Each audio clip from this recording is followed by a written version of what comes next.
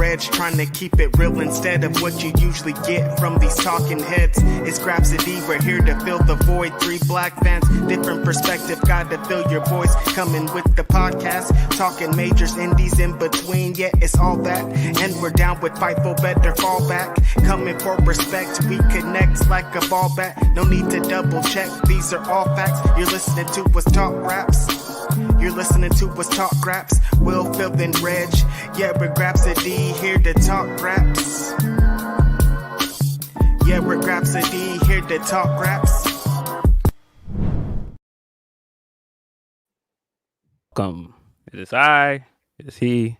It's your favorite low talker. This is Grapsody. I'm Phil Lindsey. Dad Hat Gang is in the building. Dreadheads is not ever leaving you alone. Let's go. What it is. I'm Phil Lindsey, and of course, I'm here with Righteous Reg. What's going on with you, bro? In the building, it's your favorite rapper, your favorite writer, your favorite podcaster, media man. I'm on a very, very, very, very, very big high right now. Righteous Reg in the building. Very excited. Philip Lindsey, last night, I'm laying down, watching Collision, enjoying it. I'm like, man, it's a really good show. Friend of the show. The story was going somewhere else. No. Man, I'm on a high. I'm laying down. I was like, wait, what? Whoa. Well, I'm just trying to slow walk the dog into there, So, yeah, laying down, kicking it, watching Collision.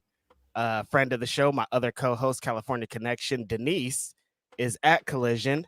My co-host that we're currently talking to was not at Collision. Was at the crib?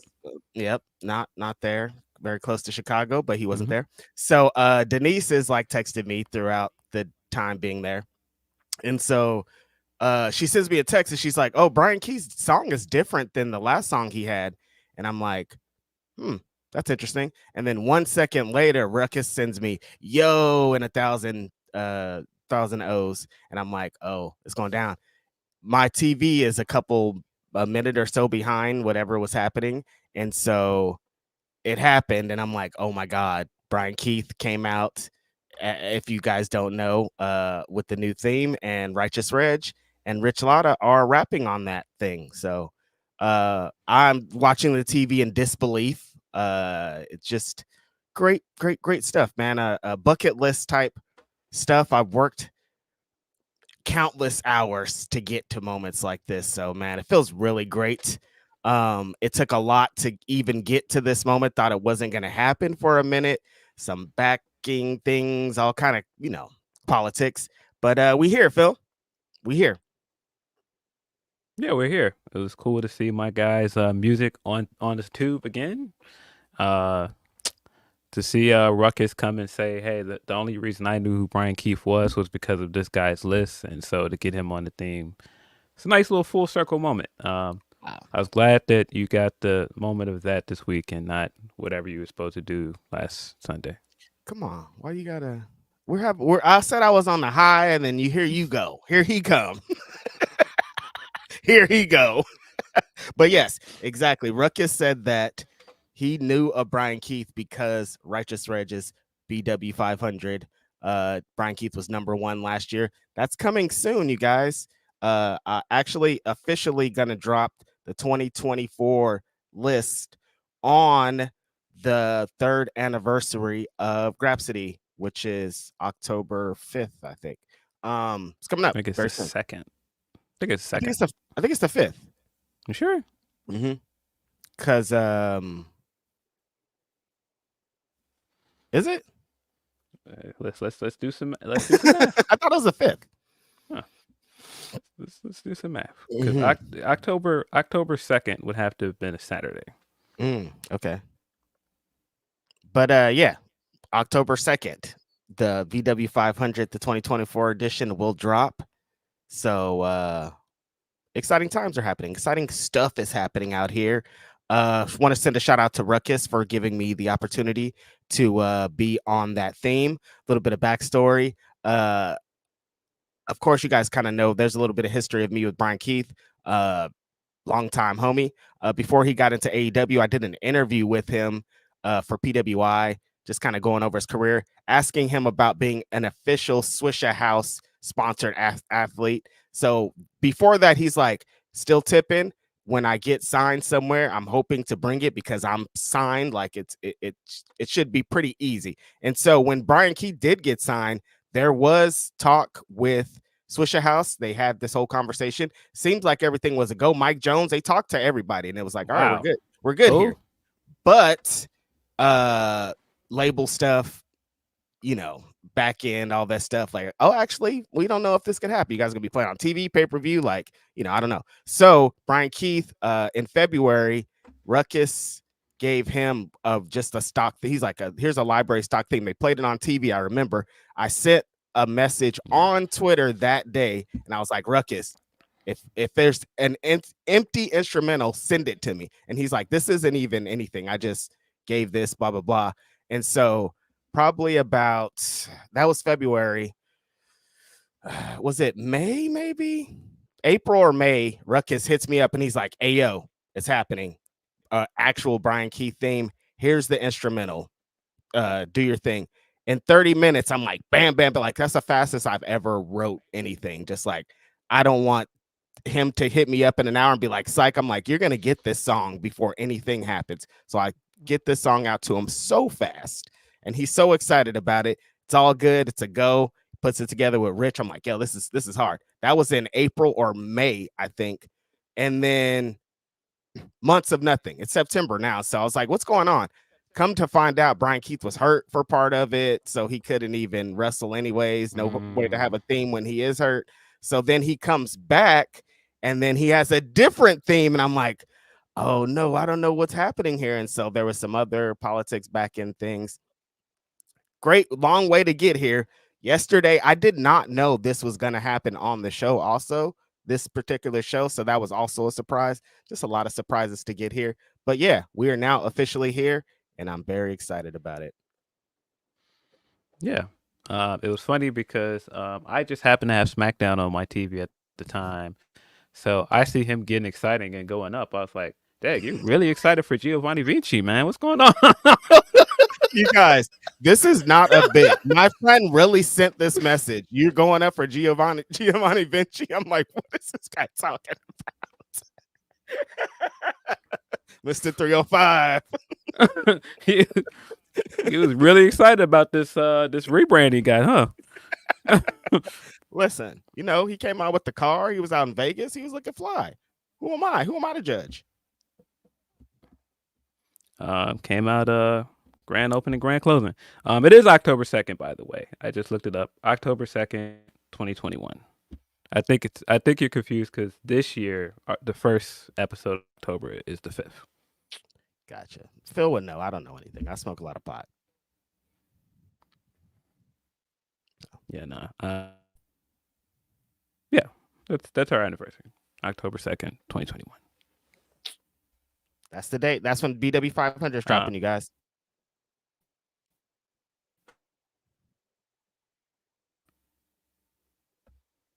Hold on.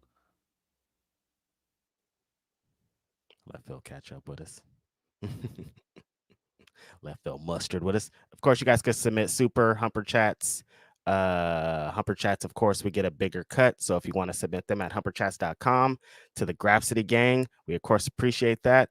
If you want to submit a super chat, we'll read it live here on air. Also, you can do that. I've always appreciate you guys for the support. Y'all are the greatest. Are you with us, Phil? I am. It just kept lagging, so I was trying to make sure it was stopped. Seems like it has stopped. It was annoying me. Okay. But yeah, man, really happy for you and Rich. Dope. I thought it captured the vibe of Still Tipping. You're never going to be able to like remake Still Tipping. This is a classic hip hop record, which I tweeted that it captured the vibe, and somebody was like, "Nah, take this down." I was like, "How you gonna say this Still Tipping?" I was like, "That's not what I said." But I spend a lot of time on Twitter saying that's not what I said because people just completely change something I said to something that I did not say. That is very funny. Because that was the kind of the intention that I had definitely set out to do when I figured it wasn't going to be that song. I was like, well, we got to capture the vibe. We got to kind of give up those things. And so when Ruckus sent me the beat, I'm like, okay, I know exactly what I need to do. And so my favorite verse on Still Tippin', very debatable, Mike Jones. I think Mike Jones has the best verse on Still Tippin'. Everybody's like, Paul Wall. I'm like, yeah, I get it. I understand what you're saying. So I No, incorporated a it's couple of Mike. yeah. See, Mike is the hot tag. That's what I'm saying. I incorporated a couple of Mike Jones isms into my verses to definitely pay tribute to it. I knew exactly what I was doing and where I was going with it. Yeah, that makes sense. No, it has the same vibe. The beat that Ruckus went with, the hook to it sounds, it has the same kind of sound to it. But again, you can't recreate Still Tippin', man. Like I said, No. classic record. Of course not. It's Mike Jones and Slim Thug But and Paul Wall. Yeah, but yeah, I think the theme is dope. It fits Brian well. Yeah, hopefully he's on TV more. We're seeing him do other things other than, do ad libs for that guy and stand next to him so he can hear that theme some more.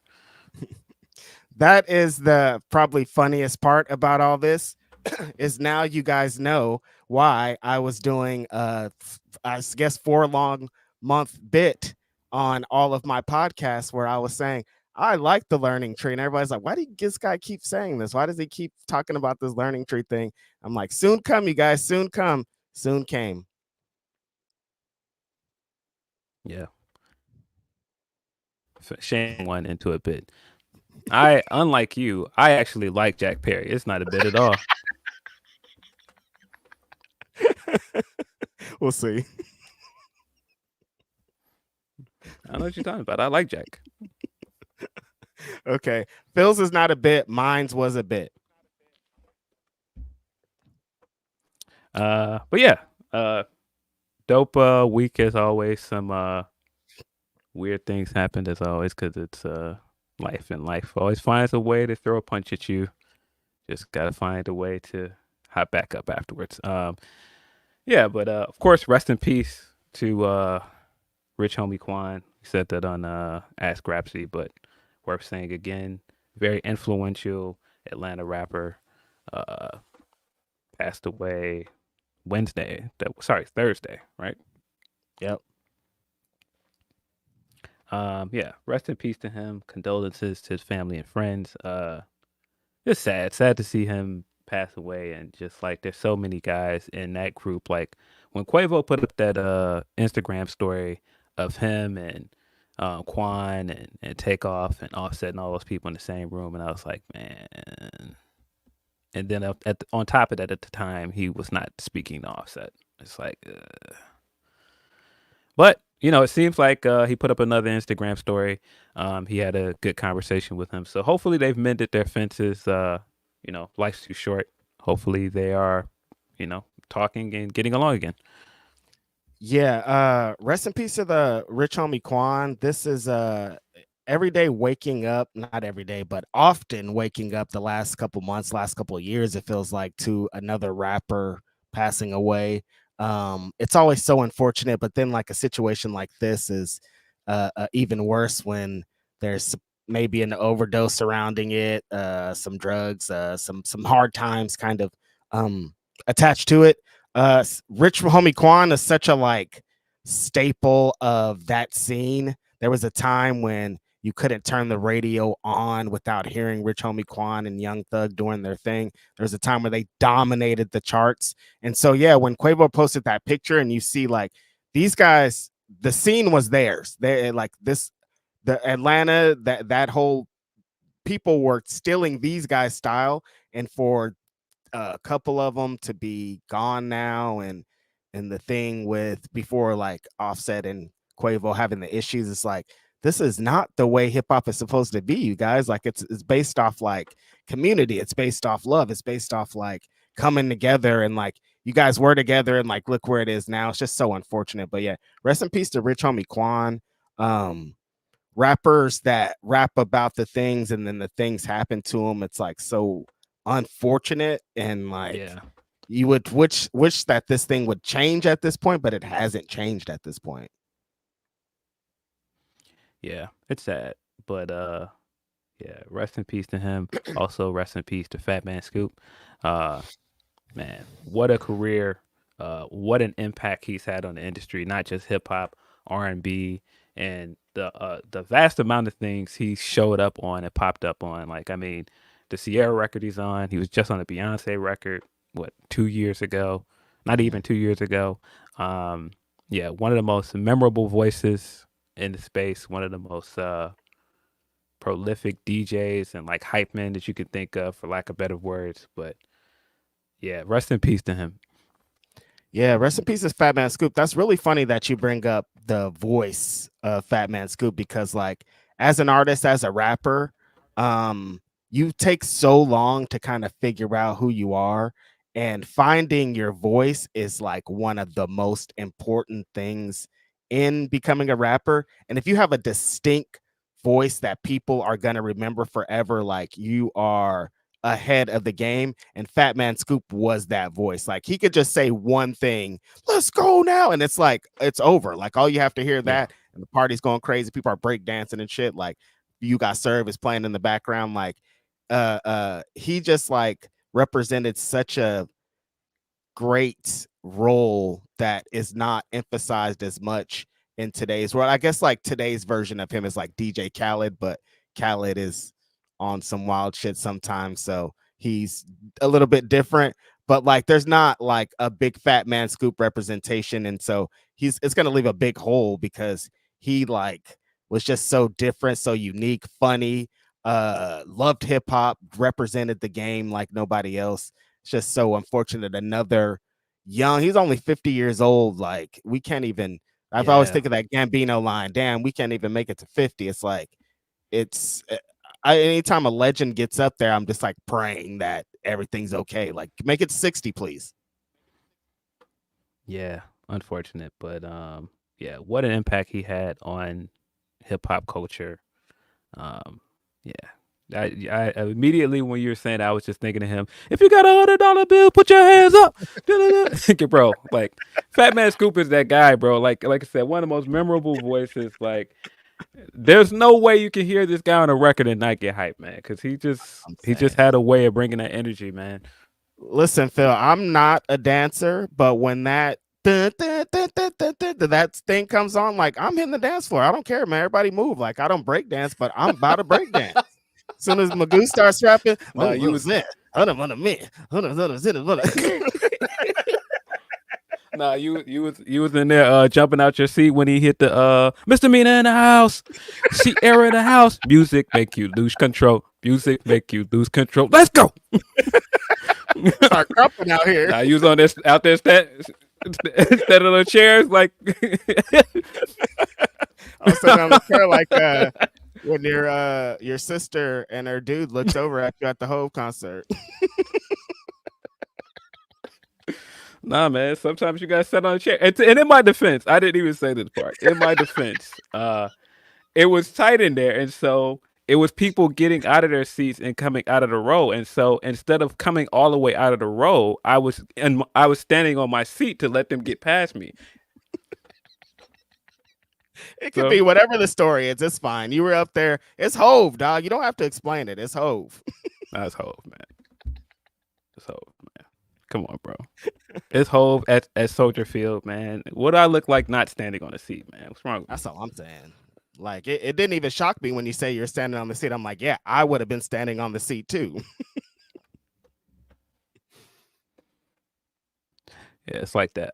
I still haven't seen all of this Marlon interview, but just to transition off of this and how, man, sometimes when a black guy tells you his worth, man, believe him.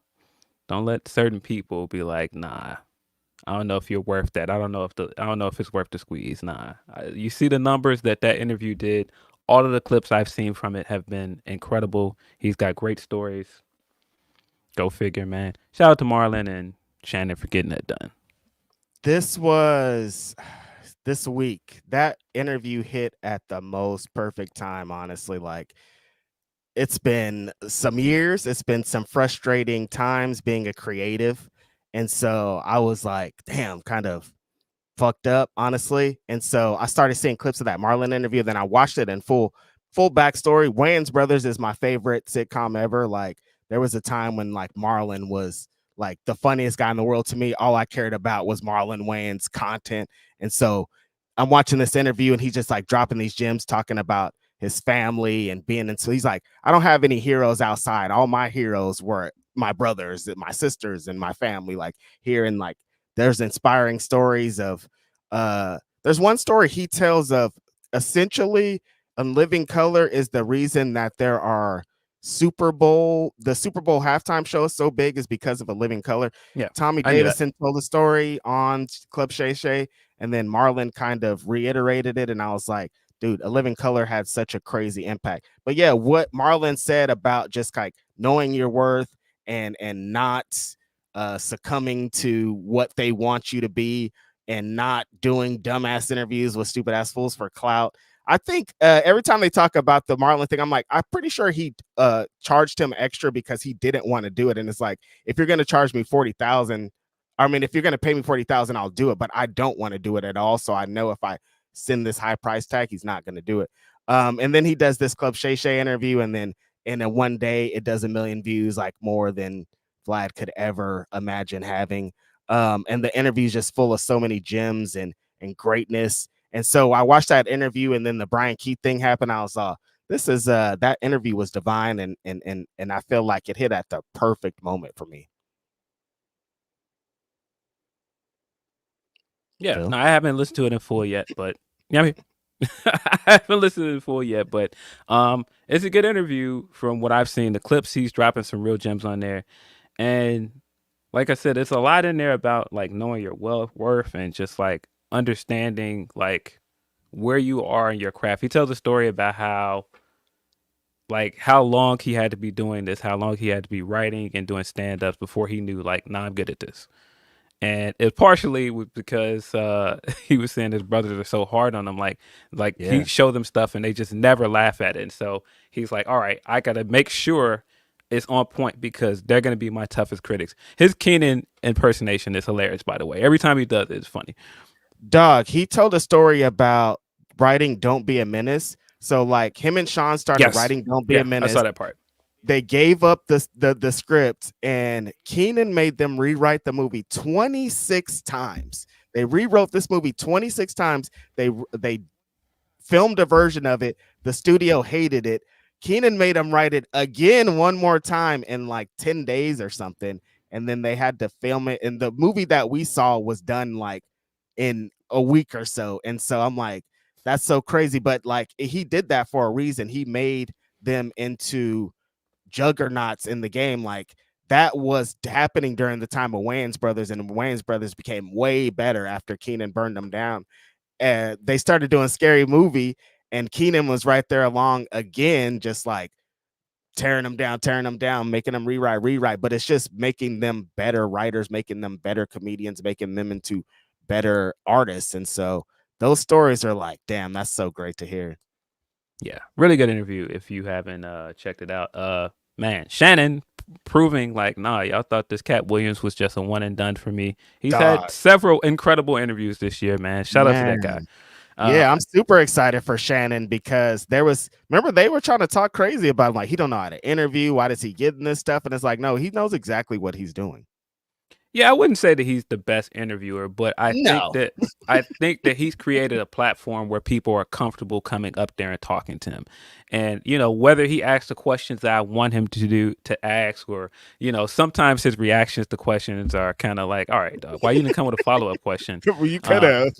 But I think the thing is, he created a platform where people are comfortable talking to him and divulging these things, and so we're getting good content out of it. It's the same with Drink Champs. Like I wouldn't say Nori is a great interviewer, but we've gotten some great content out of Drink Champs just because of the outlet. Yeah, no, that's exactly the point that you're making there. Like Club Shay Shay, Shannon Sharp has great interviews because people feel comfortable up there talking and not beating around the bush and letting it go. The interviews would be way better. Like you saying, if he had some follow-up, these interviews would be like 6 hours, but he's always just like, Marlon, why you say that? It's like, it's never even like a real response. Yeah. He'll be interviewing him, and then he'll be reacting like he's talking to him on the phone. Like, Marlon, he said that. Yeah, Mom, don't say his mom said that. I'm like, yo, that's not really like I feel you, but like we could go farther with this. It's always funny. It just like ends because he reacts like that. Yeah. Nah.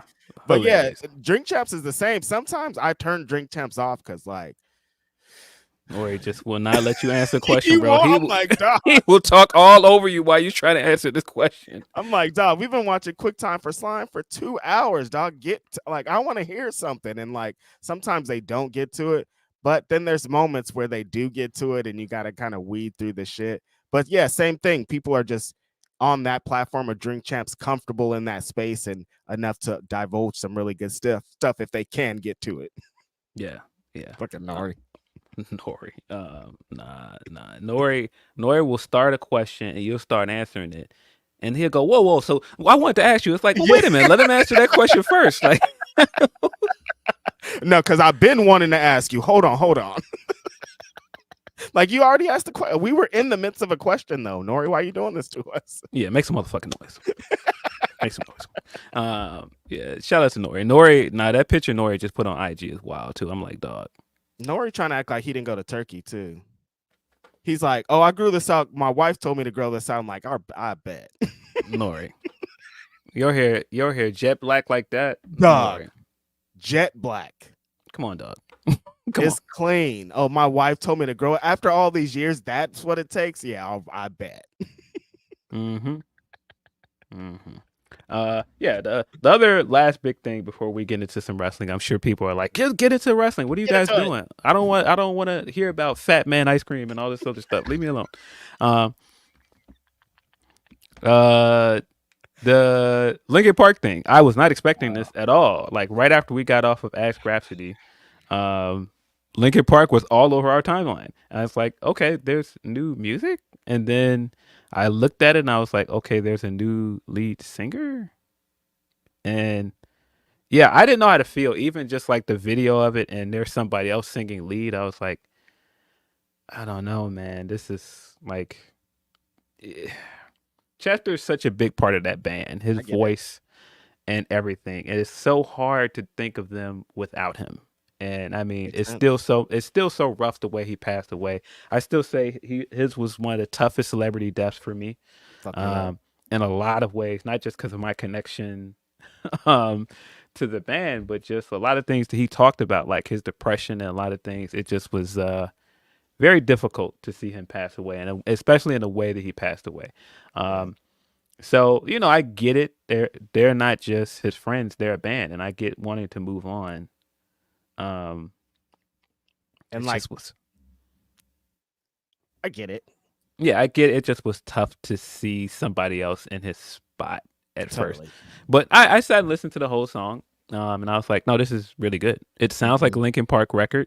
I think that would have bothered me more if this was like, oh, somebody just jumping on and they're just making music for the sake of it.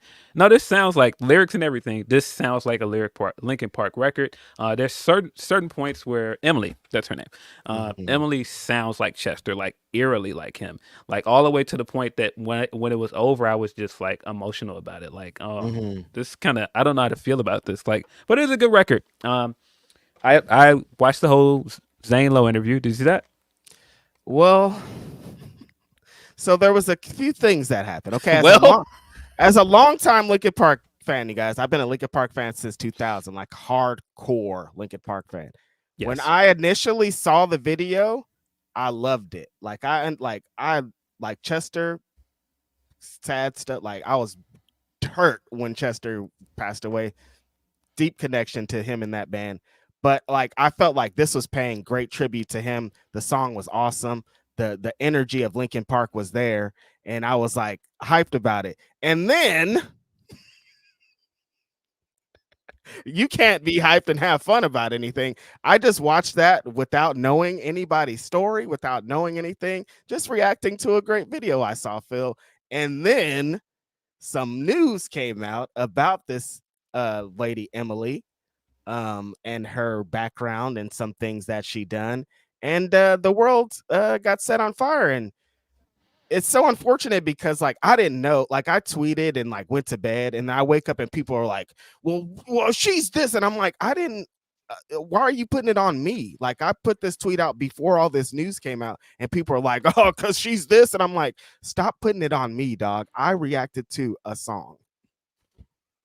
You just listen. We're all in this in connection to the music and the band. This has nothing to do with this person's personal life, like, or what they're doing outside of being a member of this band.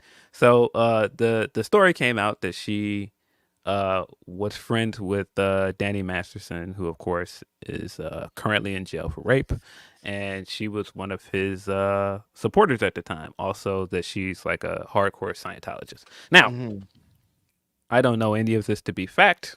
I just know that that's what came out. And when I saw that, I was like, all right, well, let me unplug from certain things because I don't want to be in the middle of that conversation. Exactly. Because as I tell you guys all the time, we don't know these people. And I don't know just because that came out that means she's not a good person or what her intentions are. I don't know that. And I don't want to jump to conclusion. So I watched this interview. I watched the Zane Lowe interview right after they did the show. And Zane Lowe interviews are funny too because it's like he does a good job of interviewing people, but he's also kind of sitting there and acting like a fan as well. And it's funny every time I watch it. It's like, no, it's. So I watched it and I was like, okay, I think their intentions with making music were genuine. I don't think that they were like, all right, we want to make money, we want to go back out there and tour again. This is somebody that was coming to the studio, recording things for us. We were having fun. So let's just do stuff. And so I understood that. I also very much understood the conversations they were having about, all right, everybody knows us from being this thing with all of us doing it. And so it's kind of hard to look around and go, on us to do this if that person is not standing up front. And I was like, this sounds Wow. And so it was a lot of things that they were saying that I understood and I connected with. And so by the end of the interview, I felt better about what they're currently doing and them moving forward. Now, as far as the stuff with her, I'm just like, I don't know, man. They're gonna have to address that. I saw that she put out a IG post where she said that she once she realized what he was accused of, that she had stepped away and she hasn't talked to him since, and she denounced him and all these things. And I was like, no. The timing is still a little messy. And she did not once in this say, guys, I'm not a Scientologist. So I was like, Now, just for you guys as well, before I move forward, because religion can be very tricky. Religion, quote unquote, Scientology is a religion, I guess. But the issue here with Scientology is not really their beliefs. It's kind of some of the stuff that they've been accused of. Like they've been accused of like women and supporting things and, some cultish behavior. So not the best look to be linked to Scientology. You know what's kind of funny and ironic and weird, and I don't know where I stand in all of this. My favorite band of all time now is At the Drive-In. And so the person that exposed this whole Emily is out there in the streets was the lead singer from At the Drive-In, Cedric Bixler, who used to be a hardcore Scientologist, I guess, and I'm discovering off of this. And so I never in my life, I've been listening At the Drive-In for a long time. I never in my life was like, he's also this. Like, I just discovered that fucking yesterday. And so where am I listening to all At the Drive-In songs now like that? Like, I don't connect those things together. Well, he's out. I mean, crazy enough, a lot of the people that are very like super anti-Scientologists turns out to be people that used to be in it, like Leah Remini, or however you pronounce her last name. Remedy, or however you pronounce it. She said the same thing when she was out. She said lots of horrible things. She's done like a whole series about them. And so it doesn't surprise me. It's just surprising sometimes you see these celebrities, but that's why I say all the time, you don't know these people. You don't know what they're into. I don't know. Exactly. This is like the prime example of that. Yeah. All very. It's the unfortunate thing about all of this with the Emily stuff is Mike and all the other guys. They don't have anything to do with that. They've been working hard, not just to create the set for this tour, but trying to employ people, working hard, creating new music, and now this is dumped in their lap. It's like, dang, that kind of sucks. Dog, the legacy of Linkin Park is being affected, some way. Like, it was just supposed to be like, we're back, let's get off to it. They announced a tour. I was trying to pull up to the show next Wednesday. Like, that's being there's too much talk about the other stuff and not about this great music, and that's so unfortunate for Linkin Park, who I'm sure sat down and thought so hard about even doing this, having a new person involved. Like, there's so many background things involved, and for them to launch, and I felt good about it, I'm sure they felt great, and then immediately, like, actually, that's gotta suck. Yeah, I mean, to immediately be sitting around like, all right, we're expecting some blowback from people that don't want Chester replaced. But then we get some blowback from something we weren't expecting at all that's making it even worse. It's like, it's one thing if people are like, okay, I don't like her singing, or, I don't like the choice you're making. But, this is a completely different can of worms. So I can see them all being very, like, put off by this. But because of the way these things work, let me let you know right away, people that are like, well, there's no way they can keep her. There's too much money behind this now. There's too much work behind it. There's too many people that are going to be employed in the building of these big sets and putting this tour together. They're not going to just do that. Tickets are going on sale in 19 minutes. Yeah. They're not gonna. That's why she put that statement out. They're like, hey, we need some damage control. That's the best we're gonna do, but we're not gonna stop what we're doing. We got the page. Uncle's the sage. The page. We got the power. You said damage control. Yeah, you gotta hit the Japanese version. Listen, man. Homegirl that's on the Japanese version, man. She be going in. Listen, the game changed, Phil. Like, the original one, like, it was a bit, but then like the Japanese one, I was like, all right, now I see what's going on here. But yeah, look, man. I feel bad for Mike and those guys. All those people that are like, background check. I just don't think it's that simple. From the story that they told in that interview, it seemed like, hey, we were just having a bunch of friends at the studio and we were vibing and we liked this person. We were having fun making music with them. So it seemed like this was to make the way forward. So, but I guess you're supposed to, like, at one point be like, hey, what you be doing afterwards though? Hey, send me your W-2s and like all of this other background information. What you gonna be doing on Saturday when you're not with us? Then you can plug your guitar in and then we can start like getting to it. Like, but like, you got to send me all of that stuff first. Like, hold on, don't be plugging your guitar in first. We got to run your credit. Yeah. Unfortunate. But yeah, the single sounds good. I don't know if I'm as excited about listening to the album now, but why?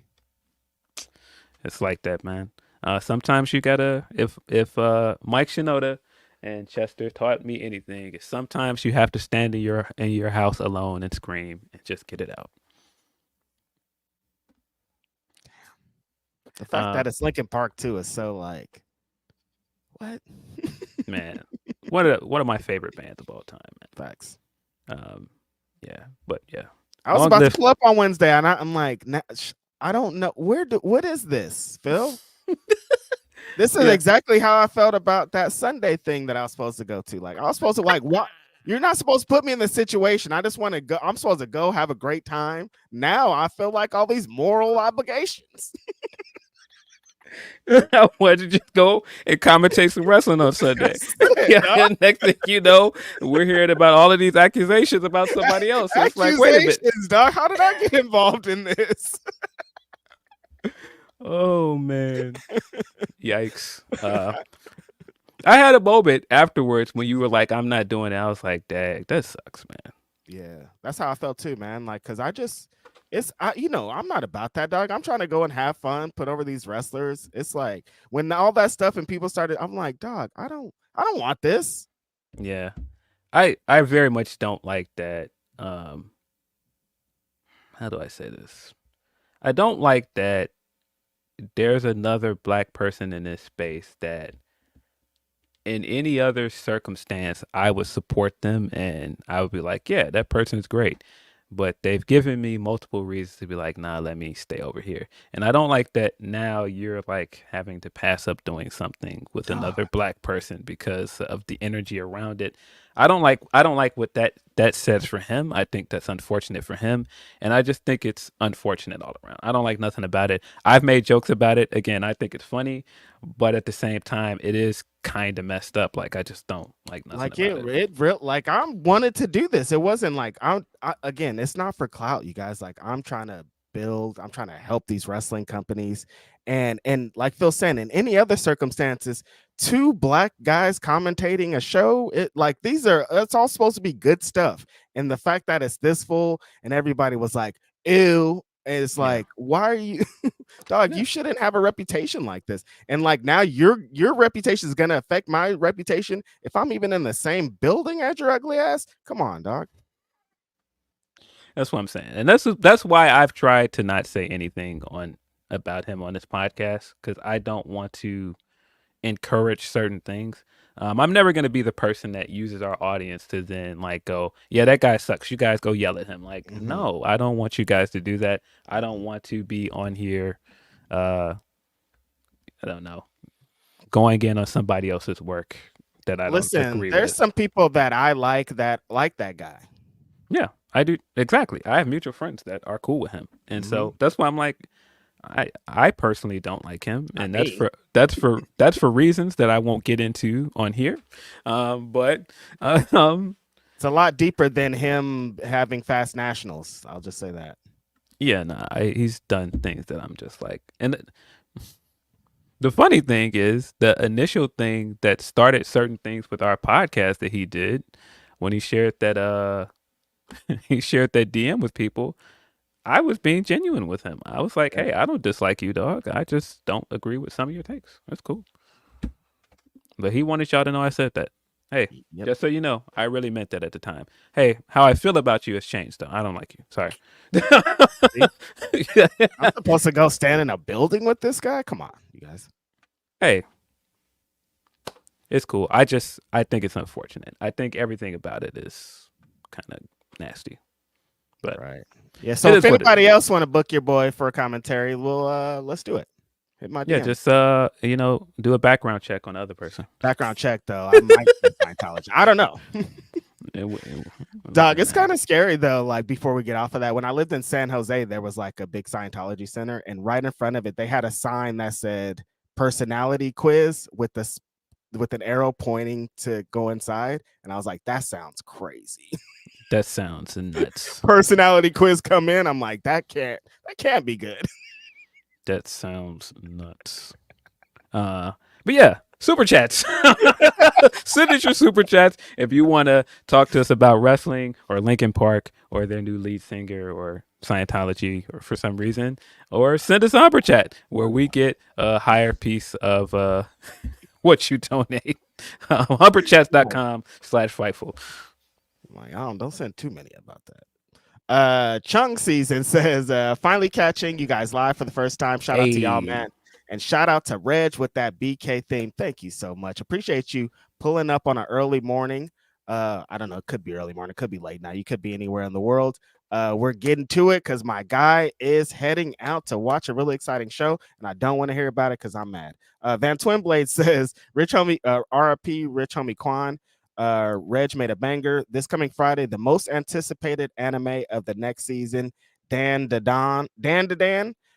is doing a special screening in theaters, and I'm going to see it. You should too. I was like, this sounds like a battle rapper, Dan DeDon, but it's Dan DeDan. Dan DeDan? I don't know what that is. Dan DeDan. Yeah, shout out to the homie Van Twinblade. That's a very generous super chat. I appreciate you. Rafael Garcia says, congrats on the Brian Keith intro. You really do like the learning tree after all. Yeah, so at least he likes apples or something. Listen, I like bad apples, you know. Shout out to the homie. Dream Ninja 77 says $5 for Reg rapping on a major cable network. Congrats, man. You deserve it. You know, when it's put into perspective like that, it's like, damn, that like I was watching TNT last night and my voice was on there. Mm-hmm. What? How did I get here, Phil? I mean, I worked to get here, but it's crazy. Jay Miller 3389 says, why did they have to do that to Pitbull on the last SmackDown at Fox? Have fun at All Out, Phil. I met Hobbs, Guns, and Mariah at LA Fitness Schomburg. Oh, shout out to you meeting the homies, a couple of the homies. What we doing in Schomburg? When he said Pitbull, I was like, wait, what happened? And then the rest of it, I'm like, oh. But for real, Phil, why did they do Pitbull like that? I don't know what is this. That's some like classic Vince shit. I don't know what that was, dog. That was weird. Like, dude, maybe they were trying to flip it. They sent Apollo out there, and we all thought Apollo was going to get squashed, and they were like, no, we're not going to do that to the black guy this time. I'm so confused. Do the vignette thing for like weeks, and then he comes on, and Apollo gets him, and then what? Yeah, it was an interesting choice. Apollo. Shout out to Apollo with his bald head. Hey, what's over there says Swerve was wrong about him and Hangman being on the level of Rock and Austin. It's beyond it because Rock and Austin never had this level of hatred and animosity. But certain people are not gonna understand it, and they're gonna try and argue because that's how the internet works. Yeah, it's different. I think that like The Rock in Austin was like about being number one champion, being the top guy in the company. Like Hangman burned this guy's house down. I mean, Rock did throw this guy in the river. Yeah, but he knew he was gonna swim out. He did throw him in the river. He did try to kill him on TV. That's not permanent, like burning a person's house down. I mean, he tried to kill him. He threw him off a bridge. Okay, all right. Listen, he thought that maybe thought that Steve-O was a swimmer or a truck star. Oh no. Hey, what's over there? Also says AEW really should have Konosuke beat Okada for Wrestle Dream in Japan. I'd be here for it. Mm-hmm. I kind of want him to go back over to Japan and do some more stuff.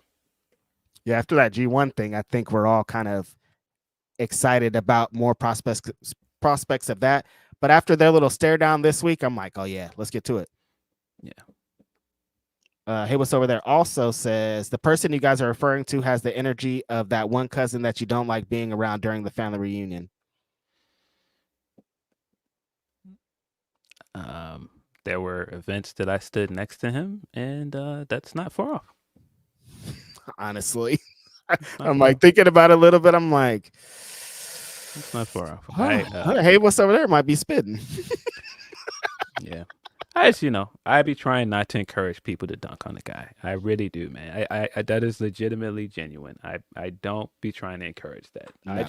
It's not my fault that I also think certain things are funny. That's it. it's issues get a little bit conflated because we think it's things okay, are really man. I've made jokes. I know people were probably gonna go, but you did that Nostradamus thing because in the moment I thought it was very funny. And it was, and it hit hard. See, sometimes our bits extend beyond where we want them to go, and we're like, "Oh shit, I'm gonna take that back." Yeah. Coy Styling says, "Congrats on the theme, Reg. You deserve it. Tonight, the Swerve and Hangman match may be the bloodiest, gnarliest ever. Hell of a war type vibes. I hope." Yeah. Nah, the intensity is through the roof now. There's no going back. Swerve's definitely been watching that AR Fox match. He's definitely been watching his old CZW tapes. Like I expect like a Swerve that we haven't seen in a long time out there tonight. Yes. And then hey, what's over there also says to add more context, Swerve and Hangman reminds me of Triple H and HBK during the 3 Stages of Hell match. Let's hope they don't ever do that match. Please. We don't need to see that match. I don't. Give me one stage, dog. Yeah. Leonard Aaron's III says Swerve was focused on the spot Hanger had and the opportunity, which when he got it, he took advantage of. Hanger has escalated this majorly. by burning his house down. Yes. Yeah. Appreciate y'all. Yeah. Before we get into that, because I was gonna say, let's get into some of this stuff from Dynamite, but let's see how many Humper chats we have before I do that. Oh, we have quite a few. So hold off on that. Let's see. From Blue Collar Gangster Vlogs, he says, with the heat between Hangman and Swerve at an all-time high, and the IWC fans saying AEW don't tell stories, it made me back off all the great stories in AEW past. Here are my top 5. What are yours? He says 5, Miro, TNT, God's favorite champion. He also had the best promos at the time. 4, Eddie Kingston, from quitting the business to becoming Triple Crown champion. 3, Thunder Rosa versus DMD. 2, Hangman versus Swerve. 1, The Elite. Let's see, Indy, BT, ROH, New Japan, AEW. Bonus, MJF versus Cole, Devil, MJF, Punk, Kenny Omega. You have your 5? Or? Swerve and Hangman's definitely up there. Off rip. Brian Danielson and Eddie Kingston, just because of the history of that. Punker and MJF, just because they told an amazing story with all that kind of connected to that. Those ones are the ones that shine through immediately. Yeah, Kenny and Hangman, I would say, is up there. I think, I really liked Belt Collector Kenny, even when his body was broken down. But when he had all the belts and he was on Impact and he was all over there, that shit was hot. Yeah, Kenny and Hangman feud, I would say for sure. And Britt and Rosa. Yeah, I mean they essentially got like a TV show off of it, so that did a lot of business. Yep. Oh, I'd say now Tony and Mariah. I'd put that up there. Yep. Appreciate you. From Tony P, he says, since Phil knows how to start this week's AEW segment, I'm going to give my Capital Collision report. For the second time going to New Japan show, I was near the most obnoxious fans. Missed all the pre-shows and the first 2 matches on the main card. So you would think I had a bad time with all that happening, especially missing Trish and Mina doing DG's dance. Wrong. It was a blast. I got to see Lio represent us with pride. Finally got my Daryl doll. Seen incredible Zack Sabre tea time match. Here, got some more here. No, up, not down. He says, seen Mercedes and Momo wrestle live for the first time. Had a blast with Ali Hiromu. Seen a little girl repping her big sis Mercedes, and met Kate with her Mark Order Pie fam. Thanks, guys, for pushing me to go to this and not SmackDown when it was here. LOL. No, I think the New Japan show was probably more fun. Yeah, it definitely looked like a more fun live experience for sure. And the matches on there, you had to pull up. I mean, the main event's Mercedes. Like, well, what you talking about? Yeah, it looked like a hot show. It looked like the crowd was having fun. The thing that you're describing, of course, I've come to accept that a lot of times when you go out, not just wrestling things, anywhere, there's a high percentage you're going to end up sitting next to or close to someone that's very obnoxious, because unfortunately a lot of people suck. And I hate that that's the case. And that's a part of the reason why I am a big introvert. Somebody said something a few weeks ago and they were like, why do introverts hate people? No. Don't get this wrong. Introverts don't hate people. They hate some of the inconveniences of dealing with people. And so sometimes I'd rather just be at home and not have to deal with people being obnoxious when they go outside. Dog, last night I went to the Hood Slam show after I watched Collision and Rampage. And so we're standing there before the show and there's like this cute woman standing here. She's probably like 5 foot. Like, she can't see as great as she wants to. And so this tall guy comes in with this tall girlfriend and he just stands right in front of her. And it's like, dude, you're tall. You can stand in the back. You don't have to be in the front. And so she was like, she looks to her friends and she's like, I can't handle this right now. She just walks away. And it's like, this is exactly the type of situation that Phil is describing. It's not that she hates people. She's just like, this dumb idiot inconvenienced my night when I could be at home eating popcorn and watching Netflix. Yeah. I don't know why people choose when they get around a lot of people to be but it happens. Go figure. It was a good show. Did you watch it? The what? Capital Collision. Oh no, I didn't get to watch the Capital Collision show in full. Okay. Yeah. No, it was a good show. The overarching theme of this was, techers wrestling somebody and then, forcing them out of their comfort zone. That happened in quite a few matches. And it happened so often I was like, oh, a lot of these matches are starting to feel kind of similar. Yeah. And I don't think that made the show bad. It's just I immediately noticed that. But it was a fun show. I thought the pre-show match with the women was good. Mina is incredibly entertaining as always. Trish Adora is incredibly underrated. I wish that they would use her more on AEW and ROH. But yeah, that was fun. The show opened with the 3-way tag for the number 1 contendership for the strong tag titles. Ishii and Tanahashi won that match. They took on Grizzled Young Veterans and TMDK. Pretty fun match, which I expected. Okay.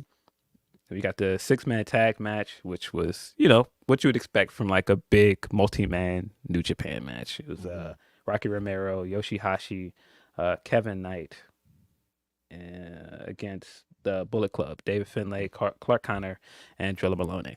Drilla Maloney is funny every time I see him because I'm like, this is like the most Italian looking guy. Every time I see him, and he's from England, right? He's like the most Italian looking English guy I've ever seen. Yeah, every time he talks, it's like, wait, English wrestler. I'm like, this guy looks very Italian, but he does. Yeah, we also got the Dirty Work, Tom Lawler and Fred Rosser taking on West Coast Wrecking Crew in a no disqualification tag match. That was also a blast. Fred Rosser is one of those guys, man. He's one of those staples for New Japan Strong, and I often don't think he gets enough credit for that. He doesn't. And Tom Lawler is just incredibly fun to watch, man. Tom Lawler as a wrestler is also kind of underrated because I think people kind of put his antics that he has like online on him, but like, no, Tom Lawler's a serious wrestler. He used to be an MMA superstar. He'll beat your ass. But yeah, he's just so entertaining when the matches happen that anytime he has a match on the card, it makes sense because it's variety, Yes. We got the 2024 G1 Climax winner, Zack Sabre Jr., taking on Teton, and in a singles match, Zack won via submission. It was a great match. It was what you'd expect. Zack folding a guy up and hitting him with those holds. It was great. I saw initially when this was announced and the tournament was going on, I was like, oh no, I don't like my chances of Zack winning if that's his first match right after the G1, because I was like, why would they do that? But of course, Teton is a member of Los Ingobernables, so he is tied to the current champion. So yeah, it fits. I just second guessed myself when I first saw it. I was like, oh no, man. But no, this was a great match. Tony's right about this. This was one of my favorite matches. It's Zack. Zack is one of my favorite wrestlers in the industry right now. He's just so great to watch live, and he's always been great, but like people that didn't get his shtick get it now. So like it hits even harder. Like we've been in on Zack Sabre for so long, but now like the technical grapple shit is like a bit more widely known, and so like it just makes everything even better. So because he could turn anything into something. So like everything hits, you know? Yeah, I think people were trying to unfairly call him boring because Exactly. that style of wrestling they're not always the fan of like doing the holds and doing like the limb work and all that stuff, and it has this reputation of just being boring matches. But he's just such a charismatic guy. He comes out with the English punk rock music. He's super cocky. He's gonna talk trash to you. Man, Zach's the guy. It's just something about him. When you see him, you're like, what is this guy? Something about him. And then he gets in there and he's talking shit and he's turning people into pretzels, and you're like, oh, I see it. Yeah. We got Naito taking on TJP. It's not a matchup I thought I would see on this card. Current IWGP World Heavyweight Champion taking on TJP. Basically, the story of the match was TJP was doing some limb work. He was working the knee throughout the match because, of course, Naito has had issues with his knees for some time now. Naito knees. So he was working the knee. He also hit him with a miss at some point, but Naito caught him with that Destino roll up thing that he's been doing.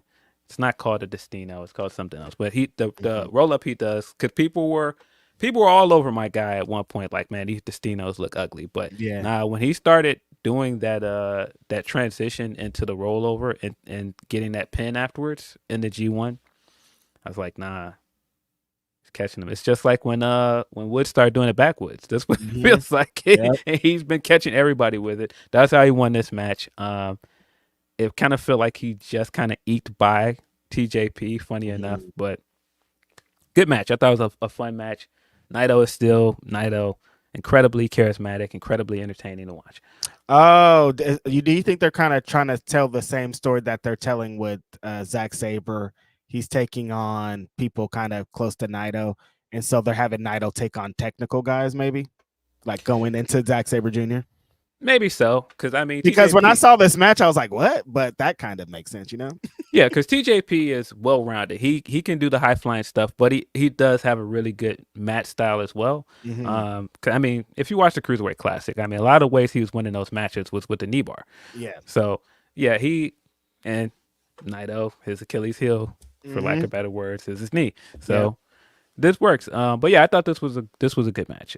We got TMDK, Mikey Nichols and Shane Haste taking on Echizero and Virus. I keep wanting to say virus. Virus. When you see it, that's what you want to say, but it makes sense. Yeah, Virus. And this was great as well. It was another one where it felt like a lot of technical wrestling, a lot of holds and limb work. But man, I like TMDK a lot. I think they're just a great stable. And this was a fun tag match. I think for me, when the show really picked up with the last three matches, the matches before that were good, but I think the last three matches were much better. Hiromu versus Mustafa Ali was great. They have a good rivalry going. They've had 2 matches going so far. And this one was, I think, better than the one we got at Windy City Riot. I can see us getting a third one, honestly, because all this time they've been wrestling and it hasn't been like an IWGP heavyweight title match. I feel like they've got another big one in them, and this one was good. I enjoyed this a lot. But man, the match that Tony talked about, Gabe Kid versus Lio Rush, man.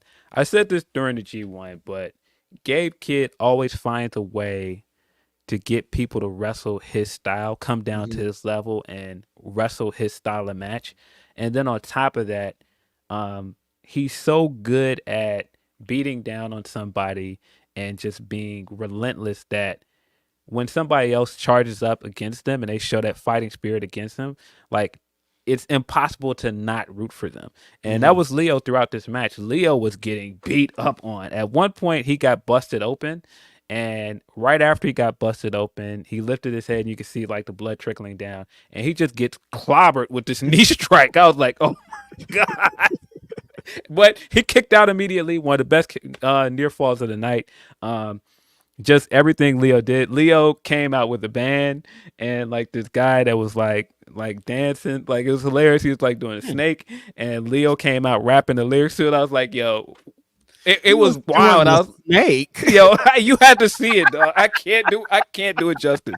He He was doing the snake. Yo, I'm telling you, he came out and he was like, I was like, bro, what is going on? But his DC, weren't they? Yes, Chocolate City. And this felt very much like black indie wrestling. I mean, that and Mercedes entrance, same thing. It felt very much like dancers too. Yes, it felt very much black indie wrestling, and I was like, dude, these two, man. But nah, Leo's entrance was it was funny to me just as somebody that thinks silly things are funny. Right. But I was like, nah, Leo's a different cat, man. So it was man, but he wrestled a great match with Gabe. He definitely showed his worth here.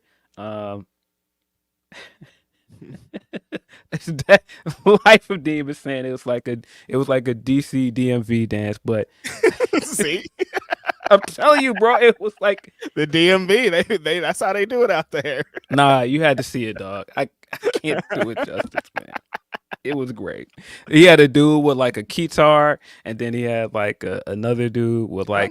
They was getting their shit off out there, huh? Bro, that entrance was so cool, but it was also like, yo, it just because that setting, New Japan, you just wouldn't think that with New Japan, and that's why I thought it was immediately funny. But I also think that that's dope, the fact that those were two of the biggest things in the night, and then main evented by a black woman. I was like, this is awesome in DC, and just like the scene in DC. If you've been to DC and the DMV area, a lot of black people, a lot of vibes. It's a reason why the area is called Chocolate City. Yeah, that's really dope that it was back to back like that. And like you said, it's New Japan. This historically, the black wrestlers don't get main event spots and they don't get big entrants like this. So seeing something like that is dope. But yeah, he wrestled a great match. Him and Gabe went at it. Gabe, of course, picked up the win here, but Lio showed a lot of fight, man. He came out of it looking great. This didn't feel like he just got beaten, he lost. He came out of this proving his worth. And then we got the main event. The main event, Mercedes came out. She had like the American music hit before it went into the CEO, and I've heard it enough now that I'm just in, man. The CEO record, it hits for me. I'm sorry. Every time I hear it, I'm in. Listen, off rip, I was like, look, that Mercedes ain't that bad as y'all trying to put on her. And the more I hear it, I'm like, look, hey, let Mercedes do her thing. She was in there spitting it. Son of a son sing. Son of a son sing. I don't know what she be talking about, but she be doing her thing. Let Mercedes cook. She came out and she had the two Secret Service dudes next to her breakdancing. Mercedes is so many breakdancing in wrestling. So that Olympic shit inspired her. I'm like, why does everybody keep having breakdancers outside, dog? Like Olympics changed everything, man. I'm not mad at it. Nah, she came out with the two Secret Service guys breakdancing next to her. She had her outfit on with the tearaway pants. She's so funny, man. She had her before Juneteenth became a thing, and you knew that one friend that had their 4th of July outfit on with like all the American flag and stuff. So when she came out, that's what I immediately thought. I was like, nah, Mercedes got the 4th of July fit on. The thing I love about it so much is it looks like she's having so much fun. Like, yes, just wearing that, and she's just like being so silly about it. It's great. The other thing I thought was very funny about this is that she's very much a heel in AEW. Mm-hmm. You would not know that watching this match in New Japan because she came out super excited. She had the dancers with her. She was walking around high-fiving people around the ringside, got in a ring, wrestled a very babyface match against Momo. I mean, Momo's a heel in New Japan. I mean, well, Stardom, because she's a part of Hate, which used to be Oedo Tai. So it made sense for her to come in and work babyface. But man, even after the match, and they kept the feed going, and she was like taking selfies with people along the barricade. They were like kids walking up and like doing the dance with her. And I'm like, yo, what is going like? Babyface Mercedes, huh? I'm loving it. That's dope. Totally different from her in New Japan. I mean, well, I keep saying New Japan in AEW. In New Japan over there, it's just like you would have thought she was like the hottest babyface there is. Like main eventing the show. All of these people were like excited to see her. Like the CEO chants throughout the match were loud. So I don't know. Maybe it's AEW fans. Why y'all hating, dog? Yeah, what's up? What's going on? What's up with y'all? She trying to slap hands when she come out. Yeah, but nah, the match was great. This was essentially what you'd expect. It was a very Stardom style match. Momo worked the same style that you would expect from her.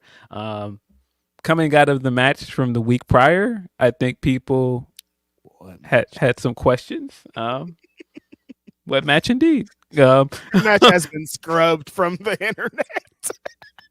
I haven't seen one photo, one clip, nothing.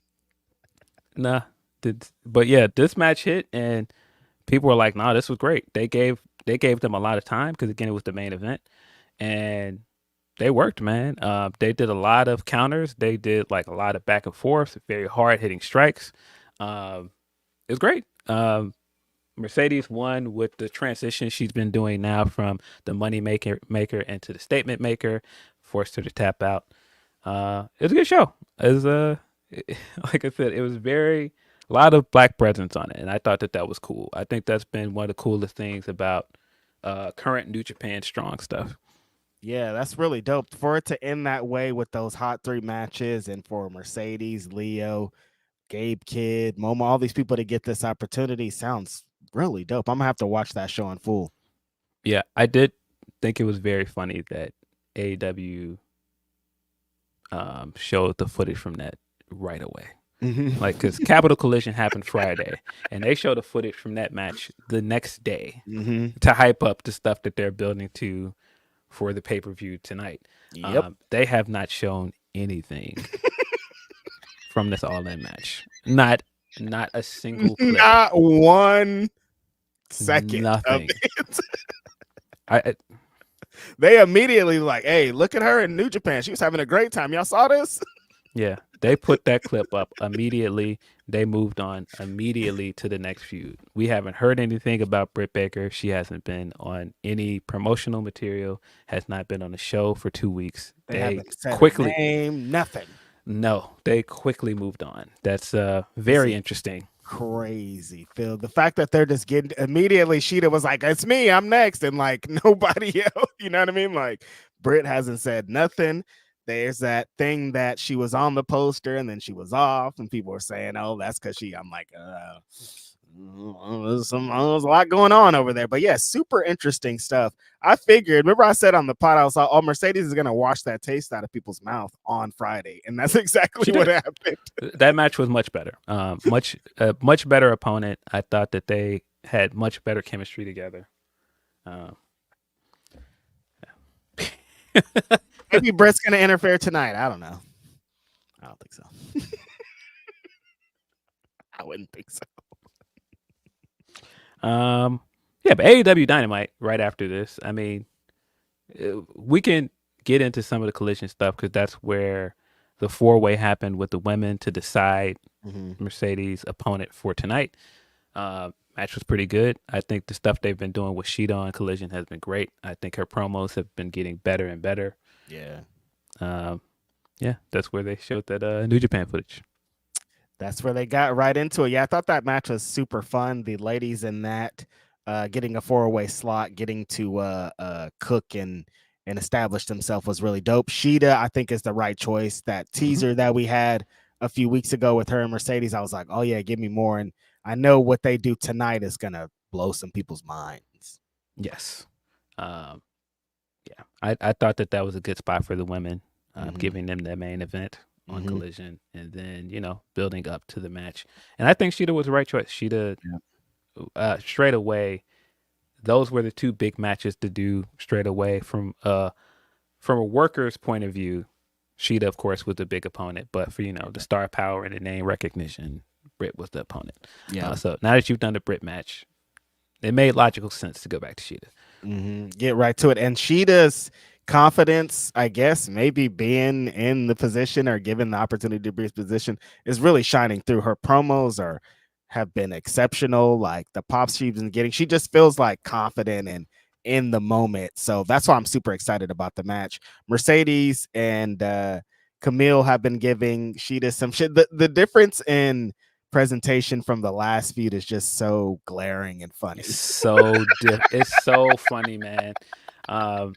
Yeah, but I mean, that's why I say credit where it's due. The Brit and Mercedes stuff was treated like a big deal. They were getting the opening segments. They were getting all of the stuff necessary to present this like a big feud. Right. The end result just didn't really deliver. But yeah, it's cool to see Sheeta in this spot more. Good to see her doing more promos. Good to see her showing more character. And the Ace thing is working. It's definitely getting over. I figured it was gonna work because it's just true. Like anytime, like just a true actual fact, Sheeta's the ace of this division. Like people are gonna navigate towards that. And if she has it kind of as a catchphrasey type thing she can attach to, that's just gonna make it even bigger. And I think that's exactly what's happening here.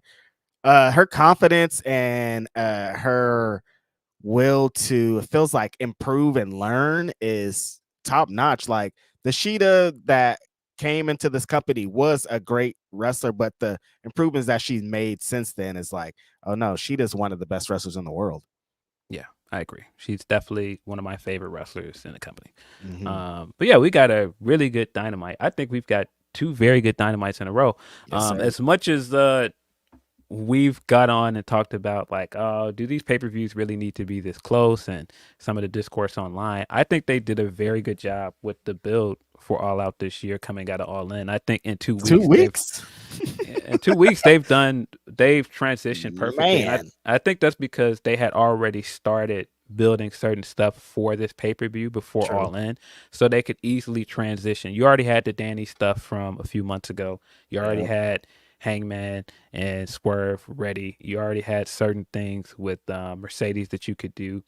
So it was kind of easy to just transition from All In 2 weeks. And I think that's the right way to go. Yeah, it's funny because we kind of talked about that a little bit with like the Darby stuff and kind of the things that they had set up pre All In, but it's like, yeah, they were planting seeds for what happened here. So like they immediately kind of got to get to the stuff right for All Out coming out of All In. And I think that's played such an important role to this. But I mean, if we're talking about go home shows, the end of this Dynamite and the reactions, like that's how you sell a show, Phil. Like there's been sometimes coming out of go home shows for in AEW specifically where I'm like, is there a show happening? Like you didn't sell me anything. And so this time people are like, no, I'm getting tickets or I'm buying this show because this feud with Swerve and Hangman is so hot. Yeah. Pun intended. Yeah, and I think that this was just a great go home show all around. I think because the ending was so good, people aren't talking about how good the opening segment was. The opening segment was incredible. I thought Danny did a great job. He came out, cut a really, really good promo. And then Max, because Max does this, he had a great response. I thought their beatdown segment in the crowd was great. The usual you could say about the Max segment. It might have been a little long, but yeah, that's what it is. You could cut a little bit off of it, but it was very, very good. I thought all of Dan's line to him hit, telling him that nah, man, you say you don't care about what these fans say, but you put on makeup to cover your acne. You went out there and got hair plugs, and they didn't even work. Like he was cooking, dude. At one point, I was like, hey, yo, Dan, I don't know if you can say all that, big dog, but Dan definitely said all that. No, he was cooking them. But Max came back at him. I think given the line of, man, I gotta, they say you gotta go through hell to get to paradise, and he hits him with that glass, and he's like, Saturday, sorry. I want to say Sunday like Brian, because Brian said Sunday as well. Saturday, I'm gonna send you to paradise. Just tell me thanks. That was such a great line to end off of, leaving him there bloodied. So good. Very much looking forward to that match. I think that's going to be one of the top matches of the night. Yeah, I thought this segment was awesome. Danny showed a lot of fire. And the thing that, this is when Max really shines, is in the segment, he sat back and he let Danny cook. Like he wasn't, there wasn't any moment where he was over Danny. He was trying to talk over, like there was none of that. Like he let Dan get all of his stuff in, let him establish it. And then when he came with it with his rebuttal, like he still was giving it up at the same time. Like Max is so good when he just doesn't try to focus on the Max, fucking low hanging fruit. It's like pointed feud stuff. Like this was like top notch promo stuff right here. And then the beatdown afterwards, kind of showing. I think that adds more heat for Daniel because like, do people believe he can win? Like this is adding even more peril to him, and I think he might pull it out tonight. Yeah, I think that this was a great way to go.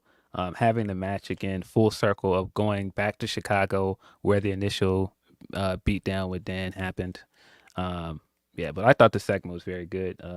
Garcia continues to prove that he's much better as a promo than people think he is. Yep. And I agree with you. Max as a heel, why I've always thought he was better as a heel is that he knows how to let someone play to their strengths in a promo. He never just like completely cuts them short. He's the more popular talker, but he always lets the other person get their shit off before he comes back at them. Right. He's been very good at that since day one as a heel. Mm-hmm. And I think that the stuff he's been doing with Garcia has been more focused. It hasn't been like as all over the place as some of his other feuds. Honestly, I think this is his best feud in a while. Like I would say this to me is better than even Ospreay feud because it's so focused and it's so personal. I like it better than the Ospreay feud because, it feels like Max is really trying to make a concerted effort to put Garcia over. Like Garcia is already over, but Max wants it to be like stamp on it. After this, Max is Danny Garcia is the top guy after what happens here.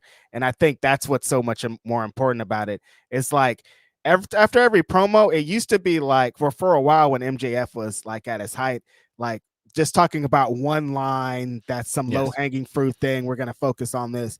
After this, it's like they're talking about what Danny said. They're talking about what MJF said. They're talking about the beat. They're talking about the whole segment. And it feels like it's more towards the story and not trying to like make headlines.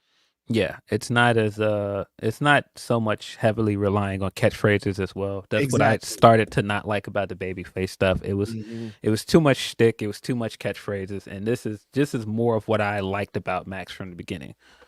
Like these boys about to fight.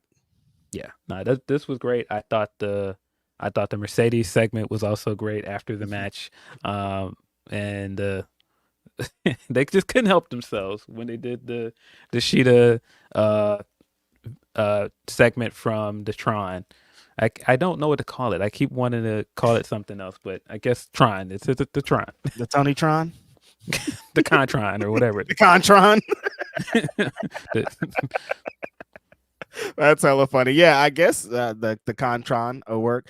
But yeah, I thought that kind of giving Sheeta that moment was fun. I'm ready to see some in-ring things, maybe see Sheeta go back and forth with somebody, but I think she's slow walking the dog into that. And this got a really big pop, her popping up there and giving Mercedes a piece of her mind. Yeah. She knows how to excite certain fans. That one time when she had the match where she ripped her jacket open and started slapping her chest, and that was everywhere. And so when she did the Yakuza cosplay, guys, not Solo Sokoa, Yakuza cosplay. When she did it again and she did like her Superman mode and had her shirt under there, people got excited. People were definitely chanting Ace. Those small things work when she does them. I mean, she just knows how to. She knows how to get the crowd invested in her. But I thought this was great. But I said they couldn't help themselves. They could not help themselves. She had to say bitch at the end. Because, of course. That's what I was like. But isn't that Okada's thing? Why is Sheeta also doing this? I thought it was a good tie back to the segment from last week. Because remember, she asked Okada, how do you say bye, bitch? And so she flipped it on her. It was like, I know you know some Japanese. But yeah, we got the revelation. I can talk. I can talk. Revelation. We got the revelation here that Camille will be banned from ringside. It will be just a one-on-one match. I don't know that I believe that, Reg. I do think that somebody will probably help Mercedes win this match. But this was a good segment as well. I thought this was a good way to sell this match ahead of All Out. Who's going to help her? Sure seems like some certain twins might be up for the job. A couple of renegades. A couple of renegades. Yeah, no, I think this is a like we're talking about. This is much different build than Mercedes and Britt. And you could just tell like it's more focused on wrestling and what's going to happen at the show. And so I'm ready to see Mercedes have a big one of them long epic ones in AEW, and I think this is the one. Yes. We got a Fire Okada match as well, which led to the Continental Challenge matches from Collision to set up the 4-way for tonight. We have the feel for that set up. Very excited to get into that. Very excited that we're also getting an Okada match tonight. Whatever. But yeah, we got the setup for more Jack stuff, and then we got the set up as well for Yuta and Claudio taking on the Bucks in a tag match. Phil, I don't know how I feel about this because again, they did one of my least favorite AEW tropes of they made these guys into the trios champion with a different partner with Pac, and then immediately after they challenge for another set of championships. Why don't you defend the belts that you have?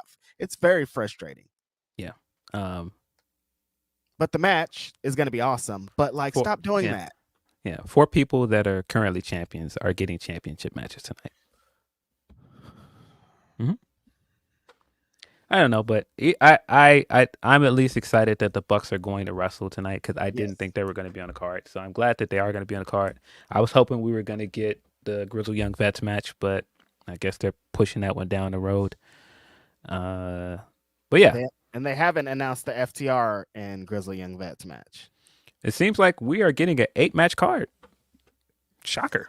I'm still shocked. I'm like looking at my phone, like Tony's got to announce something. There's no way he's only going to put 8 on there. In your face, all you people that were like, ha, you're going to jinx yourself and get a Jericho match. Leave me alone. We're not getting a Jericho match. In your face. There's still time, Phil. There's still Shut time. up.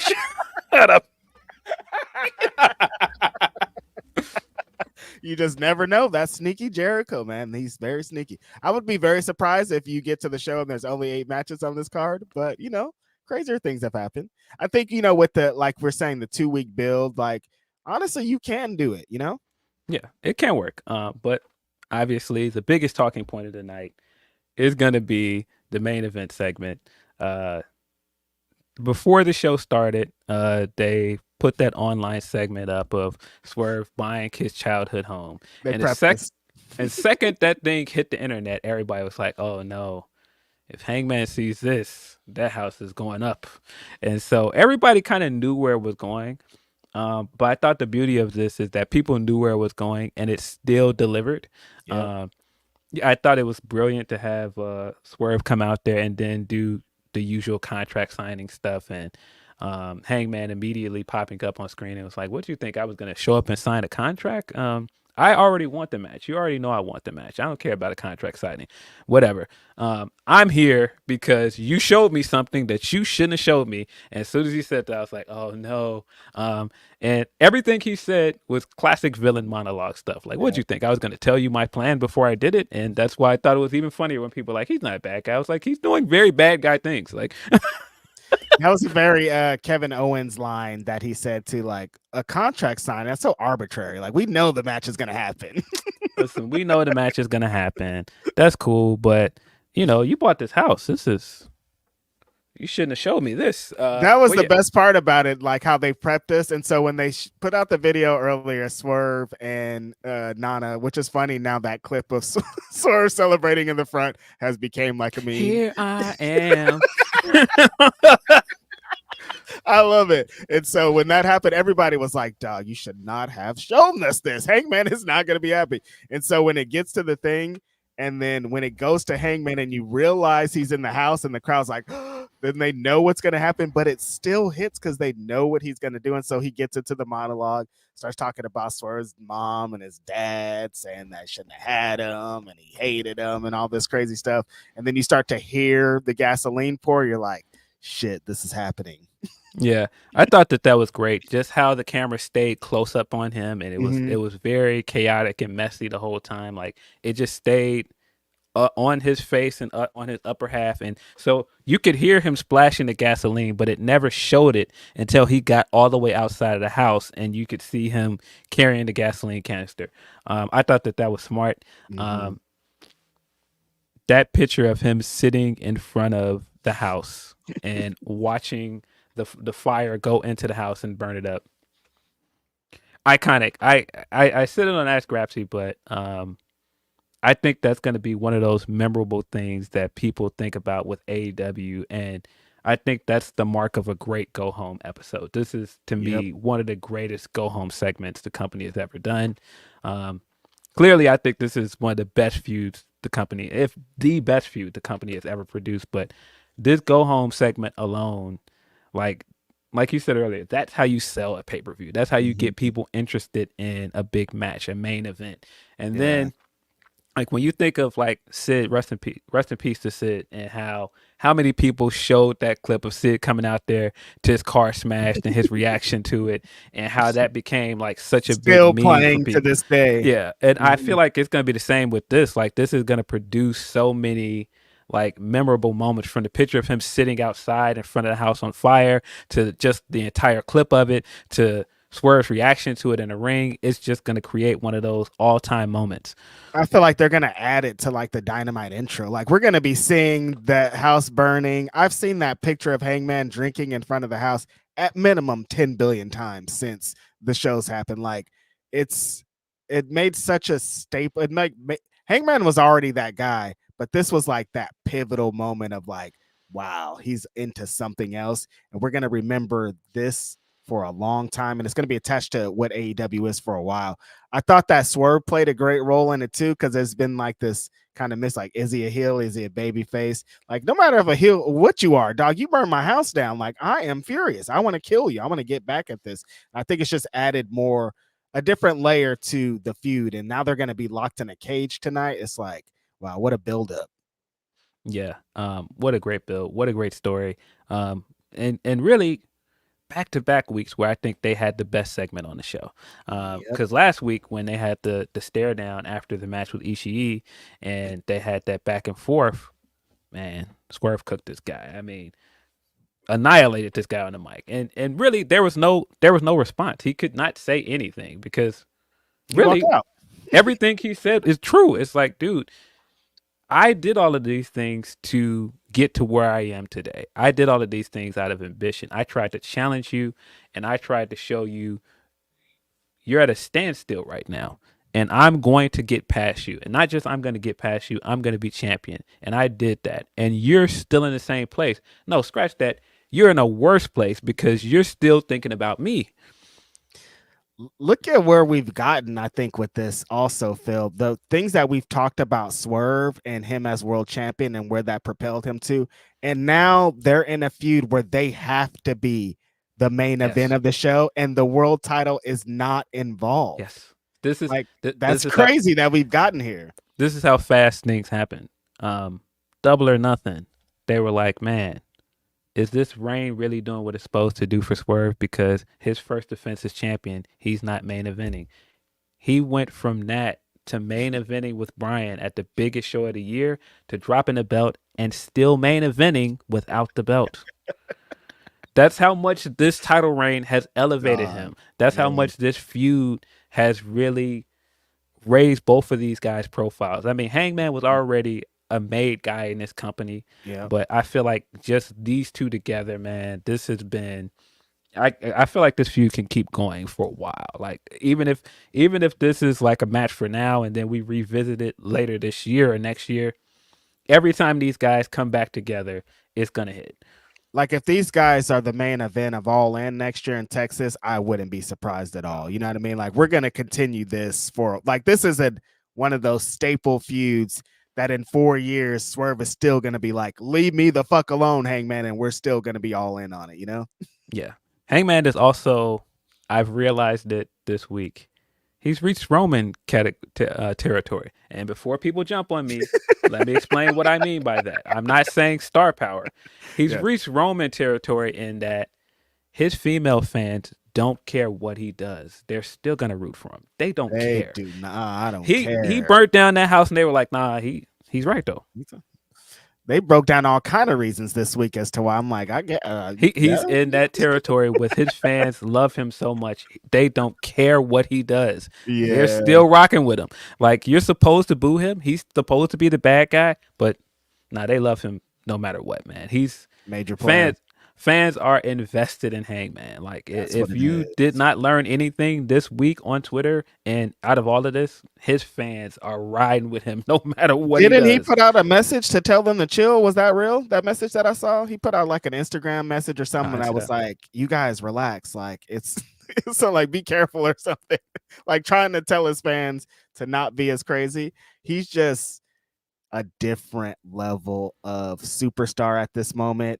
And yeah, so I've been kind of up and down on the finish because I'm like, this guy burned this guy's house down. He's going to burn him down and then beat him down in the cage. That sounds crazy. But I think with the added stipulation of it being unsanctioned or lights out, that's more of a reason why Hangman's going to go over tonight. Yes. Don't get me wrong, because I've seen somebody say it already. I'm not saying just female friends, but I'm telling you, I've seen the vibes, bro. Women love Hangman. It's different. Yeah. Women love Hangman. And also, like, I just feel like in general, he's the most interesting character in the entire company. Yeah. And I think his journey from day one to this point has just been so fascinating to watch that, we got from a place where some people were like, really? He's the one? Like, he's the guy that they're trying to push to the forefront and say, he's going to be the first AEW World Champion. Why do people want that? And like, man, in 5 years, he's become like the most compelling character in the company by far.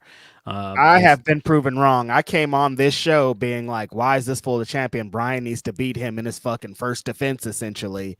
And boy, was I wrong. We talked about it on Ask Grapsody. Hangman is so calculated, and every single thing that he does means something. You connect every second of his career to something, some kind of story in the past and the future. Like, his moments mean so much, and it's built a lot of goodwill with the fans because they know if he's on screen or if he's doing something, it's important. Yeah. I don't know if other people have made this connection, but I've been thinking it for months. Hangman hasn't been quite right since he lost that title. Mm-hmm. And I mean, it really started in the reign. It started in the Punk feud. Mm-hmm. Like, the story at some point was him getting to the top of the mountain and becoming champion. And then the story after that was, hey, what do you have to do to keep this belt? Like, what does it mean to be champion? Mm-hmm. And at the end of his run, getting through everything he did, coming in the door as being this homegrown guy that built himself up, beat the best wrestler in the company by most people's adage. Most people would say that Kenny is the best wrestler in the company. Yeah. Beat that guy to become champion.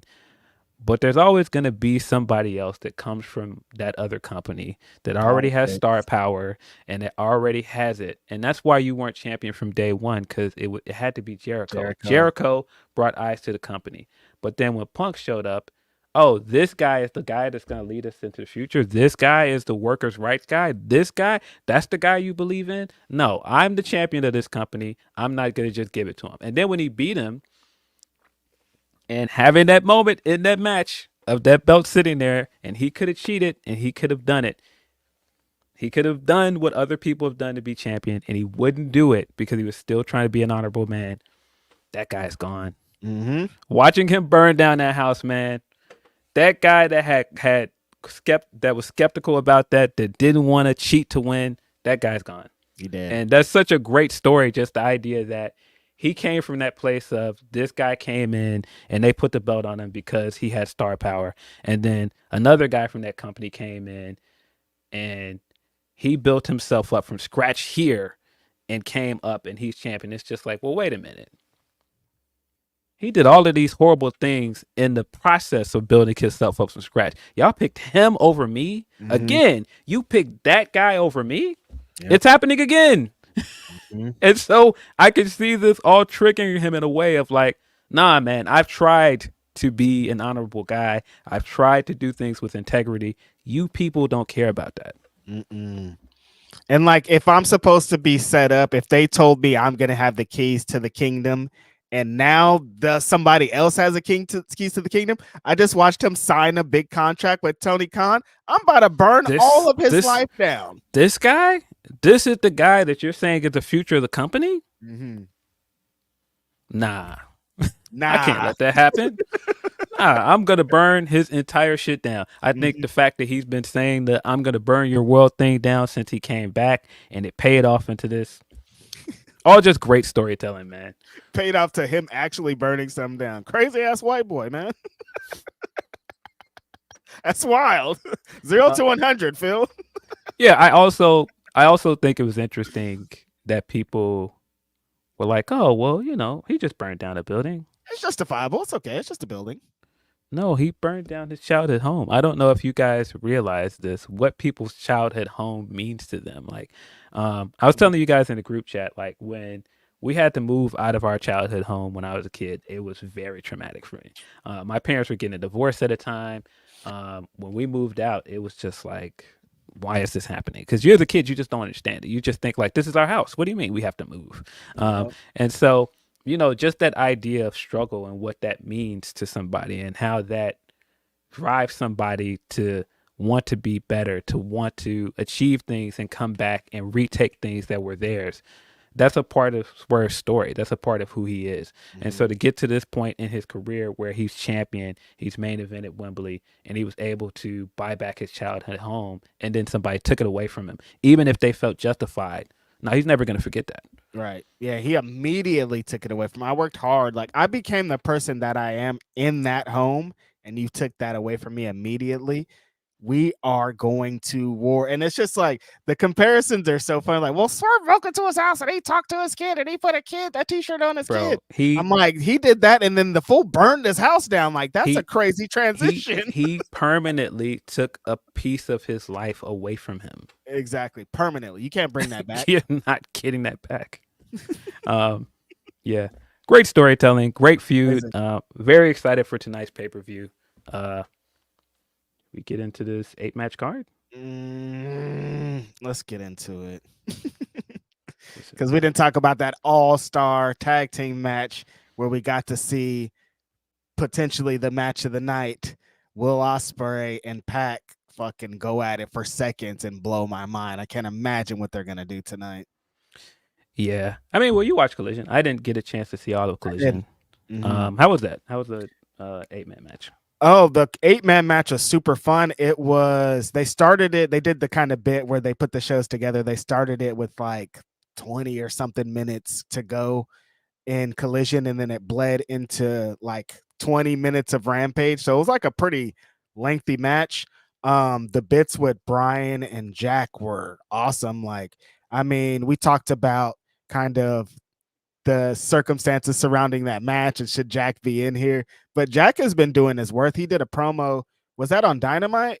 It was on Dynamite. Yeah, the one where he kind of broke down a little bit of the backstory, try to add some context to why this is happening. Like, okay, I like that. Yeah, he was in the ring at All Out 2021, so he tried to add that to that. Exactly. So a little bit of context. Like, I get what you're doing, but I thought their interactions on the match last night were like, all right, yeah, no, they're gonna definitely kick it into high gear. Claudio and anybody in the world, like, Claudio is such a great fucking wrestler. The way that he's a base for people, the way that he's just the perfect wrestler. That JBL thing, if you were to create a perfect wrestler in a goddamn factory, Claudio Castagnoli, dog, that guy can fucking work.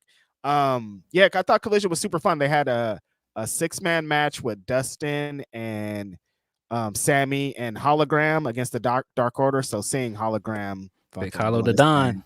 I'm kind of salty he's not wrestling this weekend, man. I think they should put him in a 0-hour match. Oh, they did announce 0-hour matches on the show, actually. Probably should look into that. Let's get into this card. But yeah, you're right. We did get some stuff with Jack on Dynamite. I thought that promo was good. I thought the execution of that was good. Some of the stuff on the EVPs run down to the ring stuff was it was all right. But yeah, I thought other than that, the Mox stuff was very good. Oh, yeah. Mox walked past Jack going out to the ring, and he said, "I don't care what anybody says. You're a sweet kid." Or that is also what he told Hangman. Said, "You're a sweet kid. You just talk a lot of shit, and you get involved in some stuff you shouldn't be in." I'm of course paraphrasing. I thought it was also super interesting that Mox and Marina walked up, and the Elite, they looked at him like they didn't look at him like he was a threat or they wanted to jump him. And later in the show, they came out and beat up the BCC, a group that he used to be or is and he did not make the save. He did not come to help them at all. The way he was dressed this week confirmed some things that I thought last week. He once again called out Darby, and he just told him, "Hey, I just want to talk to you. Like, I see where this is going." Who else doesn't like Darby? The Elite. I'm like, wait a second. What's going on here? What's up with Mox? Yeah, but I like the Mox stuff so far. Me too. I'm intrigued. I'm here to see where it's going. And I think that they had some extra stuff on Collision last night too. Mox and Marina attacked the Outrunners. Mox hit them with like a fucking tire iron. The shit was hilarious. Man, shout out to the Outriders. They have been a very fun act on Collision. People love them. This merch thing? They're like the top sellers in merch right now. I'm like, yo, the Outrunners are doing their thing. Yeah, shout out to them. They're doing their thing. But yeah, let's get into this card. Let's see. I don't see any 0 hour matches yet. No? Okay, I see one on here, but on the full card, but I don't see. I just see the one. What's the one? There's a 3-way trios match. Yeah, that's the one I'm thinking of. Okay, actually. Is that the only 0 hour match? Yeah, I think so. Okay. Yeah, then let's get into it. See, we got the Undisputed Kingdom, Roderick Strong, Matt Taven, and Mike Bennett taking on the Beast Mortos and Shane Taylor promotion. I don't know why they made that change. Like they talked about it on the show. They're like, "Oh, Beast Mortos is going to be with Shane Taylor promotions," and Undisputed Kingdom's like, "I thought you were down with us," and Shane Taylor's like, "Oh, we paid him, so we paid him. Great. He'll go anywhere where the cash is." We paid him. Great reasoning. But yeah, Beast Mortos will be teaming up with Shane Taylor and Lee Moriarty to also take on Action Andretti and Top Flight. Yeah, that should be a fun match. Should be all the flippy guys doing flippy stuff. You need one of those. Like this could have been where they could have added hologram in, but I see why they did it. You need some excitement to get that Chicago crowd or Chicago adjacent crowd. I don't want my friend to get upset. Hype tonight. Yeah, out in Hoffman. But yeah, listen, man. I've seen a lot of stuff. I've seen people talking. I've seen people bringing up, look, the numbers are going down every year. Why are they still coming to Chicago? They should stop coming to Chicago. They're not going to stop coming here. No. Stop hating. And it looks like the numbers, they're going to sell out the show tonight. They might, even if they don't sell out the show. Yeah. Let me have this. And Chicago, like I make fun of my friend all the time and clown. Chicago is such a fucking wrestling town. They'll never stop going to Chicago. Dog. Come on. I get some of it is that it's not in a city. So some people that would have pulled up this weekend, I think they would have gotten more ticket sales in the city. But I think some people just don't want to make the commute to Hoffman, and I understand that. But no, it's Chicago. It's wrestling. Because like if I could get a place in like downtown and go to the show, that's way better than like having to commute out of Chicago. Yeah, I mean, just stay out there. Stay out there by the arena. That's always the advice I give. Right. But yeah, in the city of Chicago, yes, sir. Outside the city of Chicago, Hoffman Estates, AEW All Out will be coming to Now Arena. We've got a fire card. None of that filler stuff. All of the hoopers. Not tonight. Super excited for this show. Like I said, 0 hour, we're going to get the 3-way trios match. We're also going to get Will Ospreay taking on Big Jordy Ladpack. Very, very excited for this match. Again, match I've been trying to get on this show for the longest. And we're getting it. And we're getting it in the Mecca of professional wrestling, Chicago, Illinois. Again, I'm tired of y'all, but again, Chicago is wrestling, and I could imagine the atmosphere. These two of the best wrestlers in the world. Ospreay's been on a crazy run. Pac, for some reason, still has something to prove in AEW to these fans. This is going to be fucking amazing. big Pac fan, so I'm very excited for this. Very glad that he's on this card. Yeah. And I think we might get the better Ospreay match out of the last 2 weeks. I believe that. Again, it's like I said, Pac still has something to prove, but like if Pac wants to, he's the best wrestler in this company, and I'm including Ospreay and Bryan Danielson in it, and Kenny Omega. Like that, he's that good.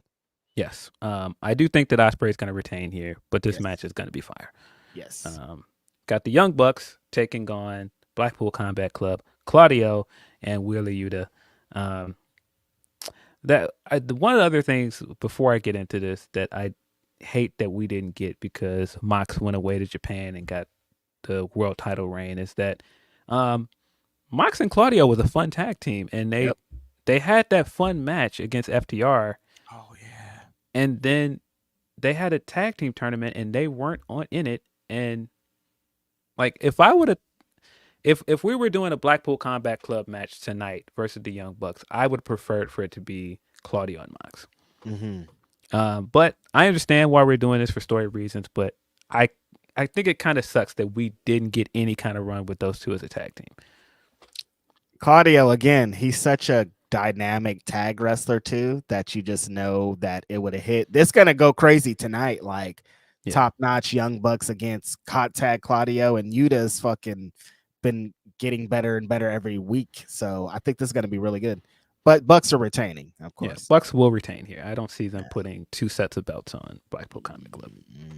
That would be a mistake. Stop doing that. That would be a mistake. We got Willow Nightingale taking on Chris Statlander in a Chicago street fight. This is right up their alley because most of their time together, they've been doing the big plunder matches. So this fits their relationship in a lot of ways. This feels like a fitting way to do their one-on-one match. I do kind of think Statlander is going to win, though. Me too. I think with the added stipulation, and it's for some reason not for that CMLL Women's Championship anymore, I think Stat. And the previous matches too, it feels like all of this is leading to Stat getting a big win. But this is where sometimes the women shine. I'm saying sometimes now because they've had so many great not plunders matches recently. But when the women get into these plunder matches, you know it's time to shine. Yeah, I think this is going to be one of the highlights of the night. I'm surprised we didn't get 3 women's matches on this card. Me too. It's what it is. I'm assuming that's leading to something because it's not on the card, of course, but Mariah has a championship celebration set up for this card as well. So she will be in the arena. I have to assume that's leading to somebody coming out and doing something to interfere, right? I don't think she's just going to come out there and celebrate and then walk away. Yeah, it's super interesting that she doesn't have a match, though. Yeah, I think it's fine that she doesn't have a match, but if you're going to get the celebration, I think it has to build to a match. Now, I'm sure some people would go, okay, this is where you bring Tony back in and you do another match. But based on everything else they've been building, the next pay-per-view is Wrestle Dream, which is co-branded with New Japan, is it not? Oh, yeah. I think that Mina Shirakawa is going to come out and try to celebrate with her, and she's going to turn on Mina. That's it. I forgot about Mina. Yeah. Mina and her at Wrestle Dream. Fire-ass match, too. Yeah, that's where I think that's where I think this is going. I could be wrong. Maybe it's going to be Tony. I see some people that are like, Becky's not coming here, guys. Stop. Becky is not coming, you guys. Please stop. I don't know. I feel like there's going to be something, though. I don't think it's going to be just as simple as her coming out and celebrating. Not for a show like this. No. Maybe. Who else could I see? Because maybe you have a big return in mind for this. Who's out? Well, I don't think that we're going to see Sky Blue anytime soon. She would make sense, of course, in front of the Chicago crowd, but I don't think we're going to see her anytime soon. Jamie is in the Saraya stuff. Maybe that's where they bring in Megan Bain. Yeah. Chicago would know who she is. Yeah. and she's been killing it. She's been doing the indie matches. Mm-hmm. Who else? We got the news that Ty Conti is cleared. Maybe Ty. Okay, there's some options. There's a few options. But I do kind of think we're gonna get that Mina match at some point. Mm-hmm. Because it's like, do you want to? It depends on what kind of pop you're kind of get. Because Mina's gonna get a pop, but not like a huge pop. Yeah. Yeah, I'm seeing people in the chat say Anna Jay. Anna Jay does make sense coming from Stardom. The link to Stardom and her coming back and interrupting her. That makes sense as well. Okay, that does make sense. But yeah, Mm-hmm. curious to see where that goes. Boy, I did not think this was the cherry on top of everything, because I was sitting there like, oh, we're getting this great main event. We're getting Pac versus Ospreay. We're getting a fire Mercedes match. We're also getting Kazuchika Okada in a fatal 4-way for the AEW Continental Championship. Pretty good card, guys. Who else is in this? Who else is in this match? Pretty good card. He will be defending his title against Mark Briscoe, Orange Cassidy, and Konosuke Takeshita. So there are 5 people with championships. Oh my defending god! Them. Sorry. All right. 5. But yeah, this looks great. I was kind of hoping that they did some shenanigans in the match and BK ended up in this match, but it's cool. If my song would have been playing it all out, I'd have been crying.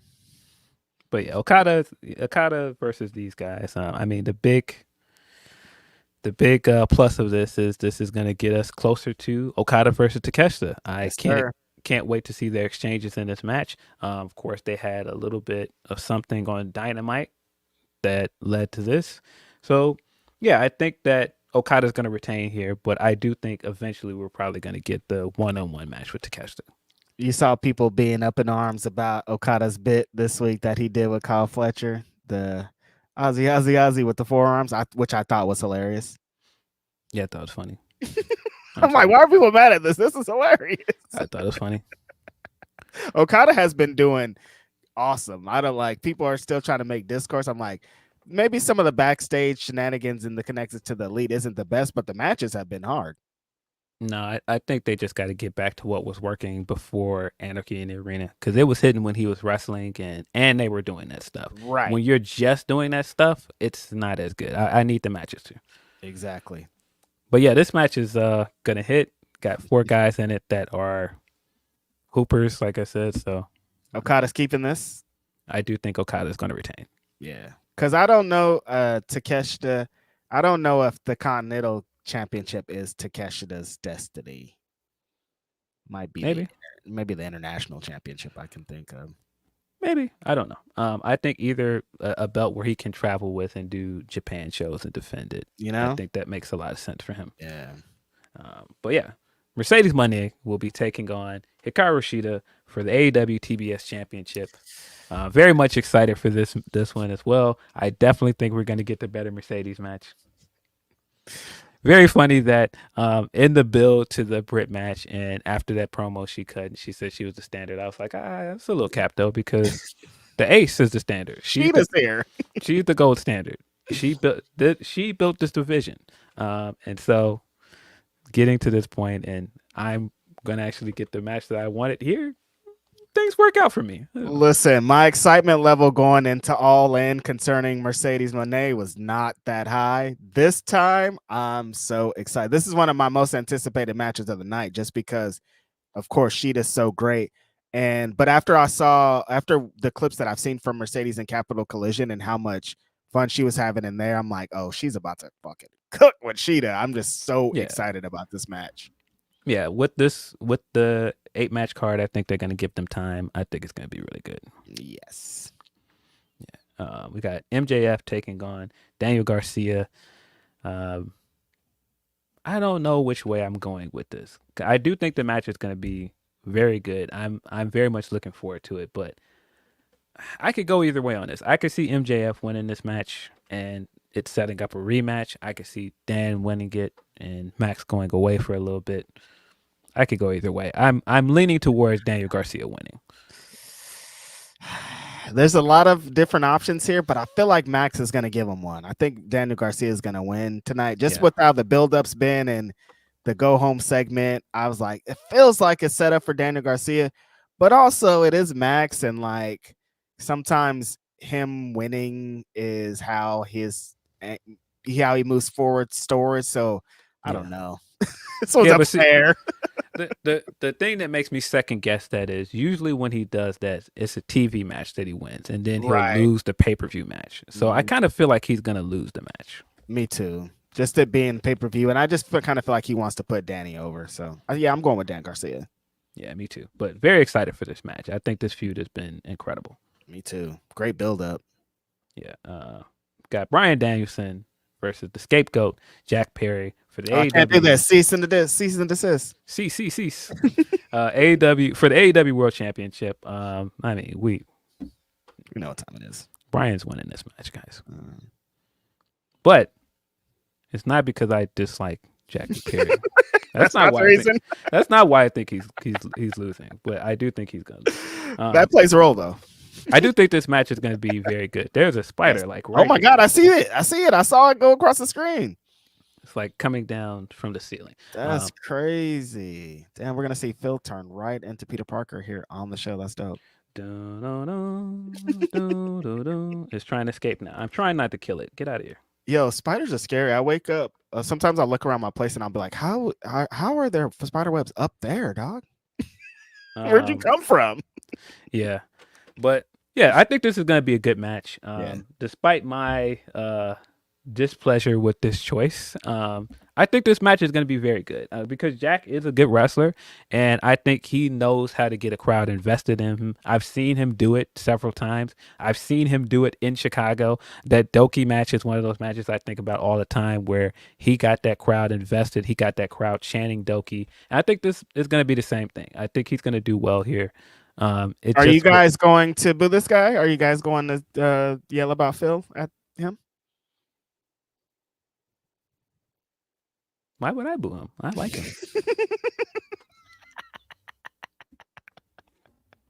Why would I boo Jack?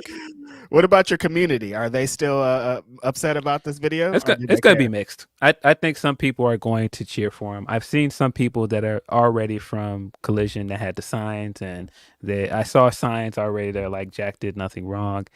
So it's going to be mixed. I think some people are going to cheer for him, and some people are going to, of course, chant CM Punk at him, which I wish people wouldn't do, but I know it's going to happen. That's what I'm saying. Like, is it going to? But it's happened already, so it's definitely going to. Yes. He's definitely going to do something to encourage people to do it as well. I'm foreseeing it. He's probably going to come out and mock the crowd, and he's going to get people to do it. I have no interest in doing that, but I think this match is going to be fun. It's Bryan Danielson, the world champion. It's Bryan. Bryan's, of course, going to come out and do what Bryan does best. Yeah. And Bryan in Chicago was a winning recipe too, so. Yes. Then, of course, our main event will be an unsanctioned lights out steel cage match. Swerve Strickland taking on Hangman Adam Page. Lights out, nigga. I thought you were doing the Fab record. Nah, I was doing lights out, nigga.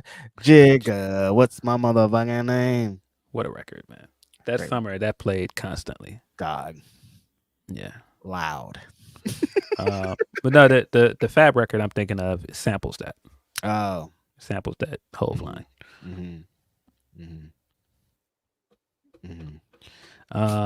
But yeah, this should be a good match. Very excited for this main event.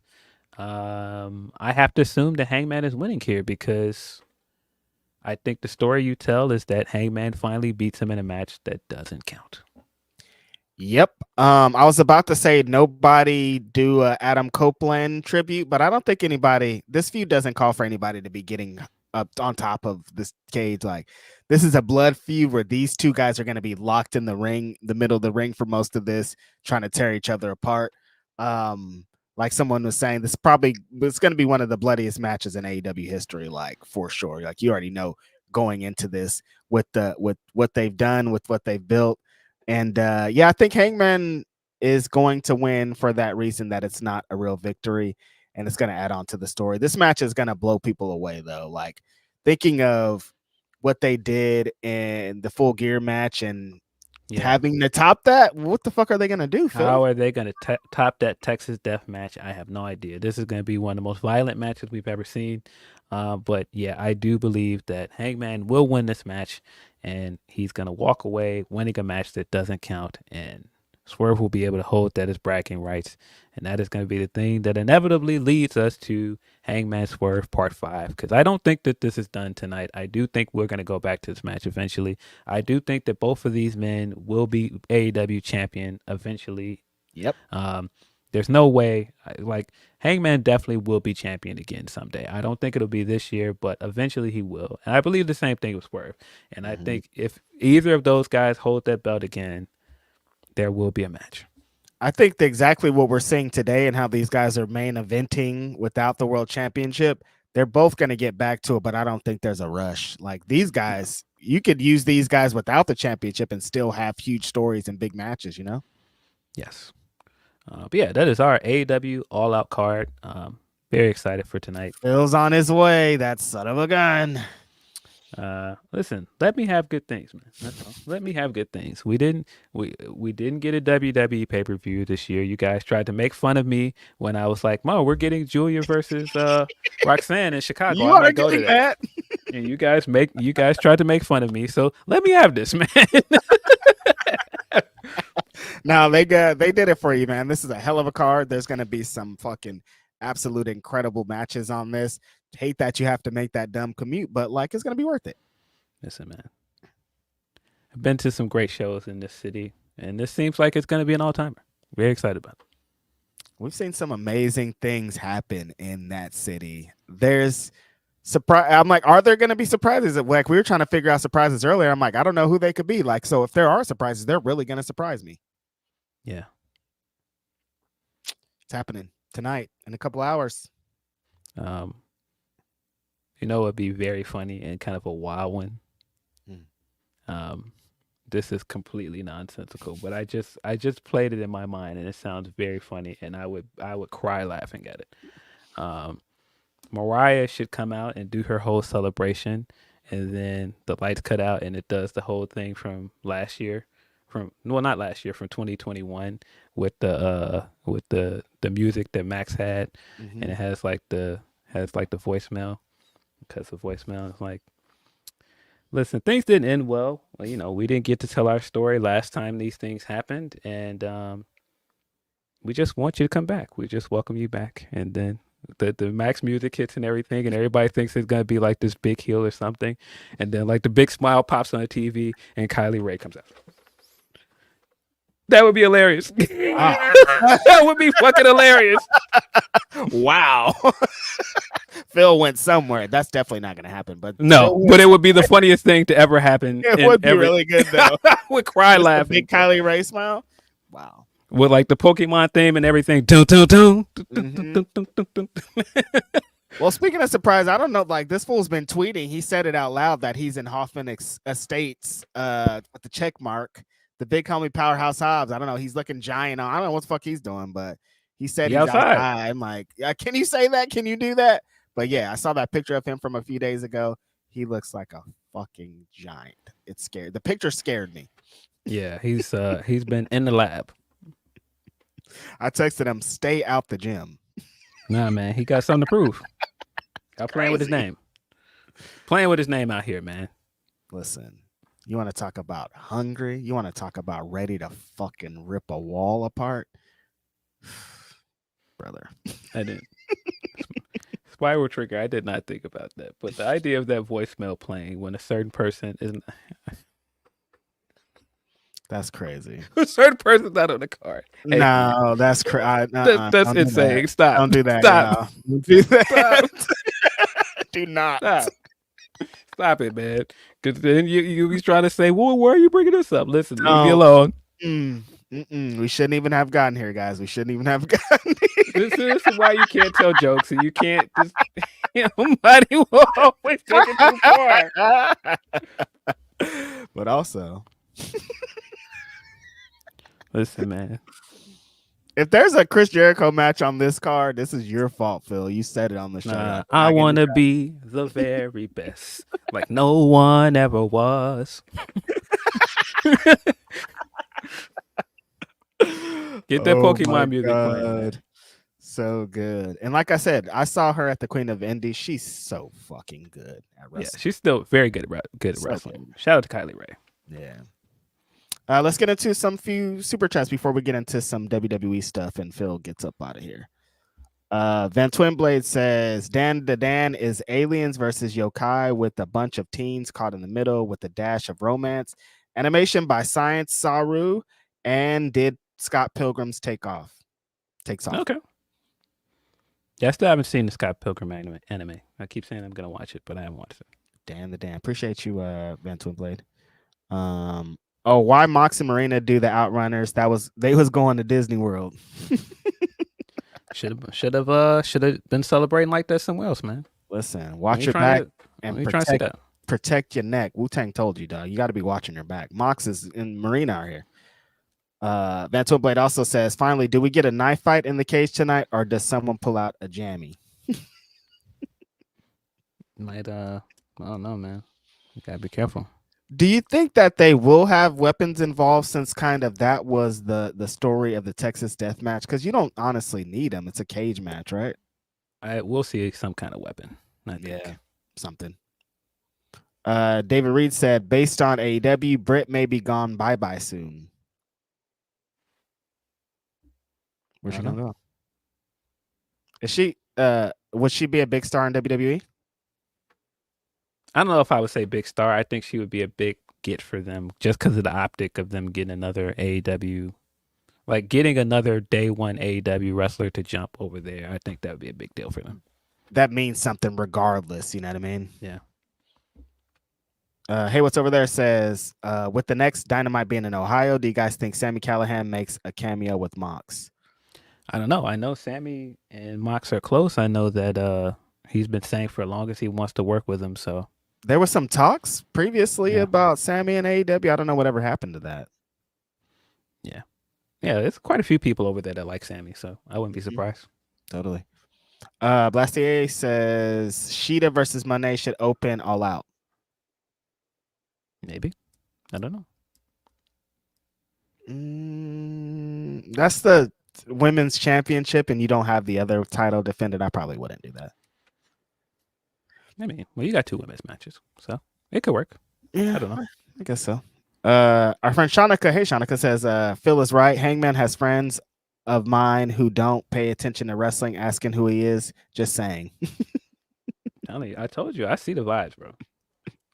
Yeah, when you see like the random TikTok that doesn't have anything to do with wrestling and they're just thirsting over the person involved in it, like, oh yeah, who's this guy? It's like, I've seen a couple of those for Hangman, and we know how deep those Roman ones are. Like the Roman ones are crazy. I've seen some of these people that jump in a leave Britney alone vibe. Straight up. Leave Hangman alone. Straight up. Thanks, Shanik. I appreciate you.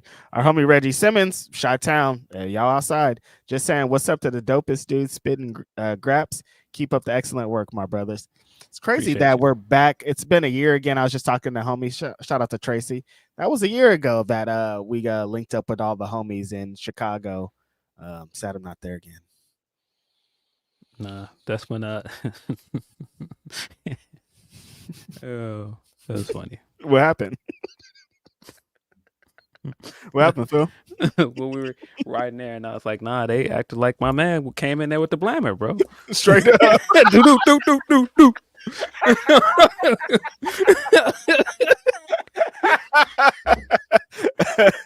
Life is so funny, y'all.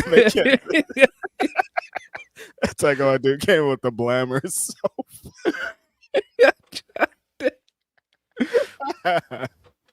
Oh my god. Hey, what's over there? Very super generous super chat. Appreciate you. Cody was right about Hangman when he said all those years ago in New Japan that Page is going to be the future star. With the way AEW has built Swerve and Hangman's rivalry, it gives me parallels of Wolverine and Sabretooth. See it cooking? I don't know too much about that. Bragov says, "Happy Grapsody Day! Can't wait for All Out. The Hangman Swerve Steel Cage match is going to be crazy. Congrats to Reg on the BK theme. Very dope and deserved. Appreciate you, Bragov. I love it." And then Bianca Leia says, "Pay-per-view weekend, and I got married yesterday in the Chicago courthouse. Feel the city is wild. Can't wait for tonight's show and surprises." Hey, congratulations. That's awesome, Bianca. Congrats on your nuptials. Hope you and your partner are having a great time out there. Great place to get married, especially when I was out there, the city and the scenes and the lights and all that. It's a really good place to do something like that. You do the wedding lake pictures that a lot of people do. On the concrete. The concrete. So people are crazy. The fact that people really think that's a thing. Every time I see that picture, I laugh out loud now. I'm like, guys, we have beaches here, man. Like, what's wrong with y'all? They try to slander every 3 months it comes out. This what y'all be doing in Chicago? There are beaches here, guys. So funny. Where's the sand, Phil? Where's the sand? There are super chats. That's all of them. Okay. Okay, Humper chats. From Tony P, he says Raw is a mixed bag of and noise. And noise. Like what they're doing with the Alpha Academy and Damage Control. He's saying, what are they doing with them? And yeah, I don't know. But again, when I asked some questions, people didn't like the question I asked. Otis did all the good work for nothing. Do they really need Asuka / Kai, or for Io and Kyrie to have a story? Hell, now I'm worried about the women's division when Rhea wins the belt back. Yeah, I don't know what they're doing over there on Raw with the women. It's kind of a mixed bag, but I don't know. It felt like Damage Control was about to like be them ones, and then it just fell off. Well, they got hit with the injury bug again. Yeah, that was unfortunate. But he says the noise were Ilya and Lee balling, Drew kicking Punk's ass, finally breaking that damn bracelet, found his inner early Strowman because he wasn't done with him. I was ready for him to flip the stretcher over like Strowman. He said that main event ending the show with a pleasant feeling of not feeling like my time was wasted. Yeah, there were things I liked about Raw, but I agree there were things I was like, okay, why are we doing this? Why are you doing that? Like the matches that were good were good. I thought the Drew Punk segment was good. I know people are gonna go, we're still doing this bracelet thing. I thought that it was good that he finally just broke it and then wrapped it up. And then spent the rest of the time just actually beating him down. I very much like the energy of, how dare you? You cost me several world title shots this year, and you think you beat me and you're just going to go and call out Gunther? No. No. It was very funny that he showed up behind him in a hoodie, and I'm just like, this is very clearly Drew McIntyre in a hoodie, but okay. The new homie said it on commentary. Yeah, which the new commentary I thought was good. What did you think? All right, I like the I kind of like that. It makes it feel like a different show. It adds like a different layer of element. I think when he like really gets into the groove, it'll be even better. But it kind of adds like that Moro type element of like, it feels a little bit more exciting. I'm into it. Yeah, I think he's a good replacement for Cole now that Cole's moving to SmackDown. Right. And like Cole shouldn't be the fucking number one on every show. He don't need to be on both shows. You could add somebody else. I don't know why they got rid of Tom Phillips. I like Tom. I fucking love Tom Phillips. When they let him go over to Impact, I was like, dog, he can lead your company's commentary for the next 20 years. I don't know what happened there. Yeah, I don't know. But he's doing a great job over there at TNA. I don't know why they let him go though. He's so good. See, we got more from Tony P. He says, as of last night, SmackDown is meaningless. It's the Bloodline show with Cody as this season's main event. They stay burying Theory. The main women's title picture is great, but then drops off, which is sad because of the talent. Yeah, I think they're doing funny enough, I think they're doing more interesting things over there with their world title picture with the women than they are on Raw. Because I think the stuff with Tiffany is good. You just brought Bayley back last week, and I thought the main event last week was great. The Nia and Mia match. Yep, same here. Same. I think the SmackDown Women's World Title picture is way better, way more story-oriented. It feels like it's about the matches and everybody trying to win this championship instead of just two people fighting over the championship. That's always my favorite thing. It's a world title. Like, no, there's going to be 5, 10, 20 people going after you, and you should show that. And that's what it feels like over here. It feels like every moment is something. Every moment can lead to a new champion or some kind of story being told. Yeah, I thought that the main event was good. That Annihilator to end the show on the trash can, that looked nasty. I was like, hey, yo. It's a scary spot to take for Mia, being inside there. Like, you don't know when the impact is coming. Crazy. But yeah, I'm glad that they're using Mia more. I thought that was a great way to bring Bayley back as well and continue to build up anticipation for a cash-in. Sue me, I think what they're doing with the women on SmackDown is better. Yep. Nia's been great, honestly, since her return as champion. I like that she's like, there's some comedy, but then she's extra serious. She looks amazing. Like, she's great. Yeah. I thought, and you know, Andrade and Melo are cooking, man. Them guys are having great matches every week. They finally, are they leading to something? I'm like, they keep hooping, but for why? Last night they revealed they're having another match, and the winner of that match is going to challenge LA Knight for the U.S. title. Okay. We're getting to something. Yeah. So I figured that's what it was, to build up the secondary title. Who's winning here?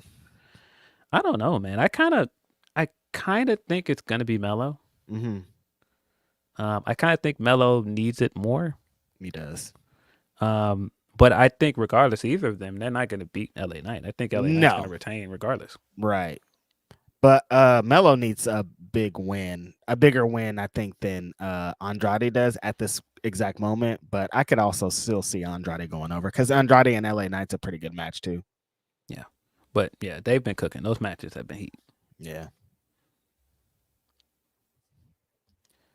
Tony P continues. He said, Green and Yim deserve more. I also say this about Raw as well. They drop the ball with other women's stories that don't involve men or titles. They also better hope those NXT women get better fast because the drop off in talent and experience there is obvious. Yeah, I think Chelsea has been one of the best characters on SmackDown for a while. I think her continuing to try and instigate things behind the scenes is very funny. She just gets it, man. She's just a great wrestling character.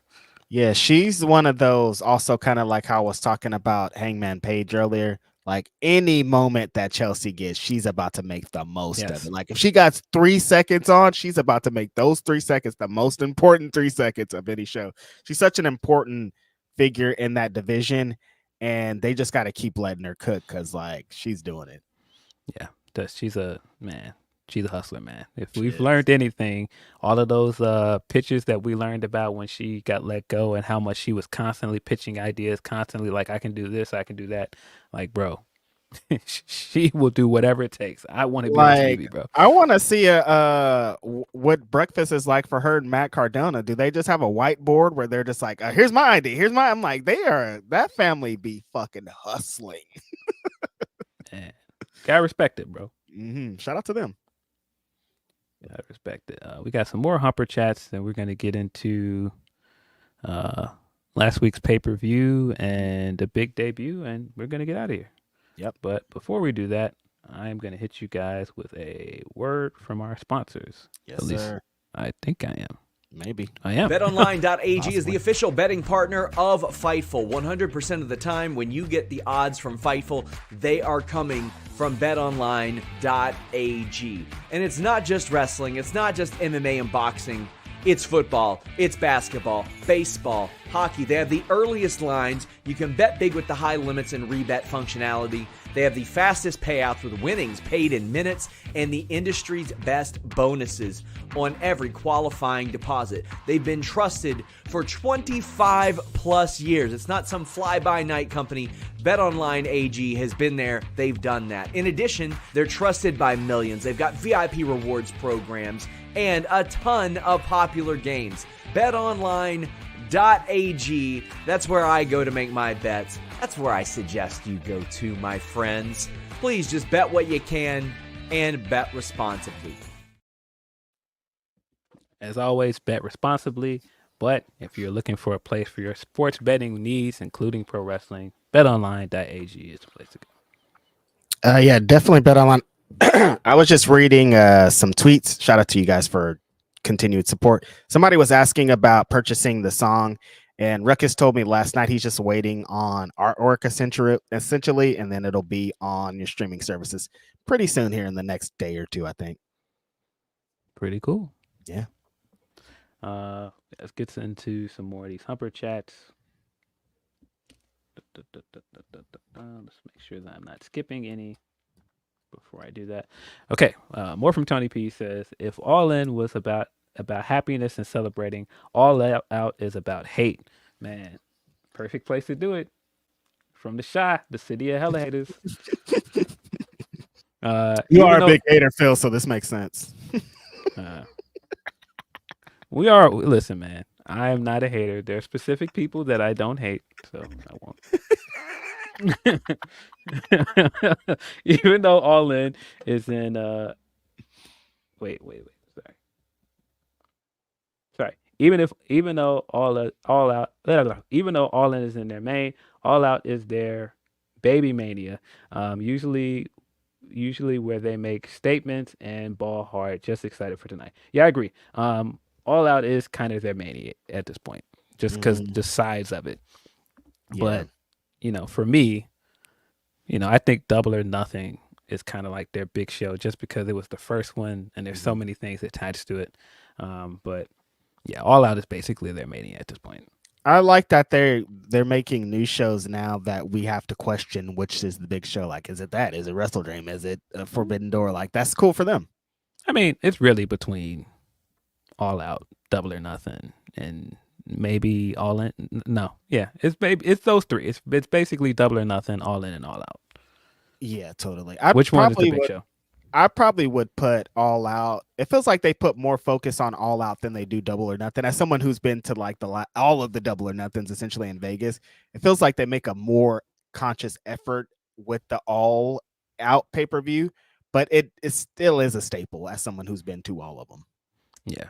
Besides the Florida ones. It's Chicago, man. You gotta if you're gonna book for the sickos, this is a crowd full of sickos, man. I watched somebody gleefully post their video flipping off Tony from last year, but also tell us how excited they were to come to this show, man. Like,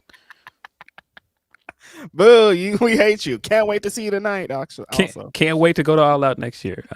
Wrestling fans, the best. More from Tony P says, something a lot of people aren't talking about tonight is what is happening with Mariah. I am curious what is going to happen with her segment. Also, how will Mox play into tonight? He's been talking about humbleness, humility in his recent moves. Yeah, we got into the Mariah stuff a little bit. Mm-hmm. I think that there's going to be some kind of surprise with that. That's where the surprises will happen. Yeah. Tony P also says, so is he on a destroy and rebuild mission and wanted Darby to lead what he sees in his vision of what AEW should be? Other than that, rest in peace to the GA4 and Quan. Have a good Saturday. Oh, and Phil, have fun. I'm still salty, and I hope you stub your pinky toe. You gotta, come on, man. Well deserved. No petty of the week. Did he say a petty of the week? I mean, we know who it is. I think we've all just decided that it's Hangman. I don't even have to say it. We know who it is. Yeah, I think we've all pretty much acknowledged that it's Hangman. Totally. Yeah, but that is all of our Humper chats from Tony P. Appreciate you as always, Tony. A Got one from Black Phoenix Brand. He says, randomly popping in mid-show. I recently got around to watching Genius after Red said he was going to, and I'm sure I've mentioned this before, but the fall of Kanye is one of the saddest things I've ever watched and experienced. Could old Kanye ever return? I don't think so. All signs point to no. I don't think so. Very good documentary though. Yeah. No, we're all, Phil and I are on the same page as you, Black Phoenix Brand. So sad. Like, this was the keys to the kingdom were his. He was supposed to be number one. This was all his. So it's so sad to see. Yeah. Got one from CM Smiley. Afternoon, boys. Hope all is well. Happy All Out Day. Destroying my closet, trying to find something to wear for tonight. Hoping to see Phil tonight. Hi, Reggie. What's up, Tracy? I'm so sad I'm not there with my friends eating Harold's chicken. It's just like unfortunate, you know. Have all of us had like the CM handle on something at some point from the city? It's kind of funny. Probably. This is what makes it so funny when people are like, you still like Punk? It's like, why do you think we're gonna hate him? Dog's name is Chicago Made Punk. Like, how? Chick magnet, according to the deposition. Chick I magnet. thought that for a long time, and then he was all, "No, you guys, why would that be my name?" Chick magnet Punk. So funny. Listen, I seen how you take his pictures, dog. I mean, you know, it wasn't coming from nothing, Punk. They were bringing it off something. We got another one from Black Phoenix Brand. He said, I thought Swerve starting the feud with Hanger was a step towards him ascending to the main event, but I had no idea it would have turned into this. So much for the AEW needs to create stars narrative. Two of them are main eventing tonight. Yeah, absolutely. Yeah. And then our last Humper chat from the big homie from Australia, Wangi, says, good day, Grapsody fellas. Shout out to Shingo and shout out to Sunday morning pay-per-views. Saturday night for us, but appreciate you getting to watch it at a normal time.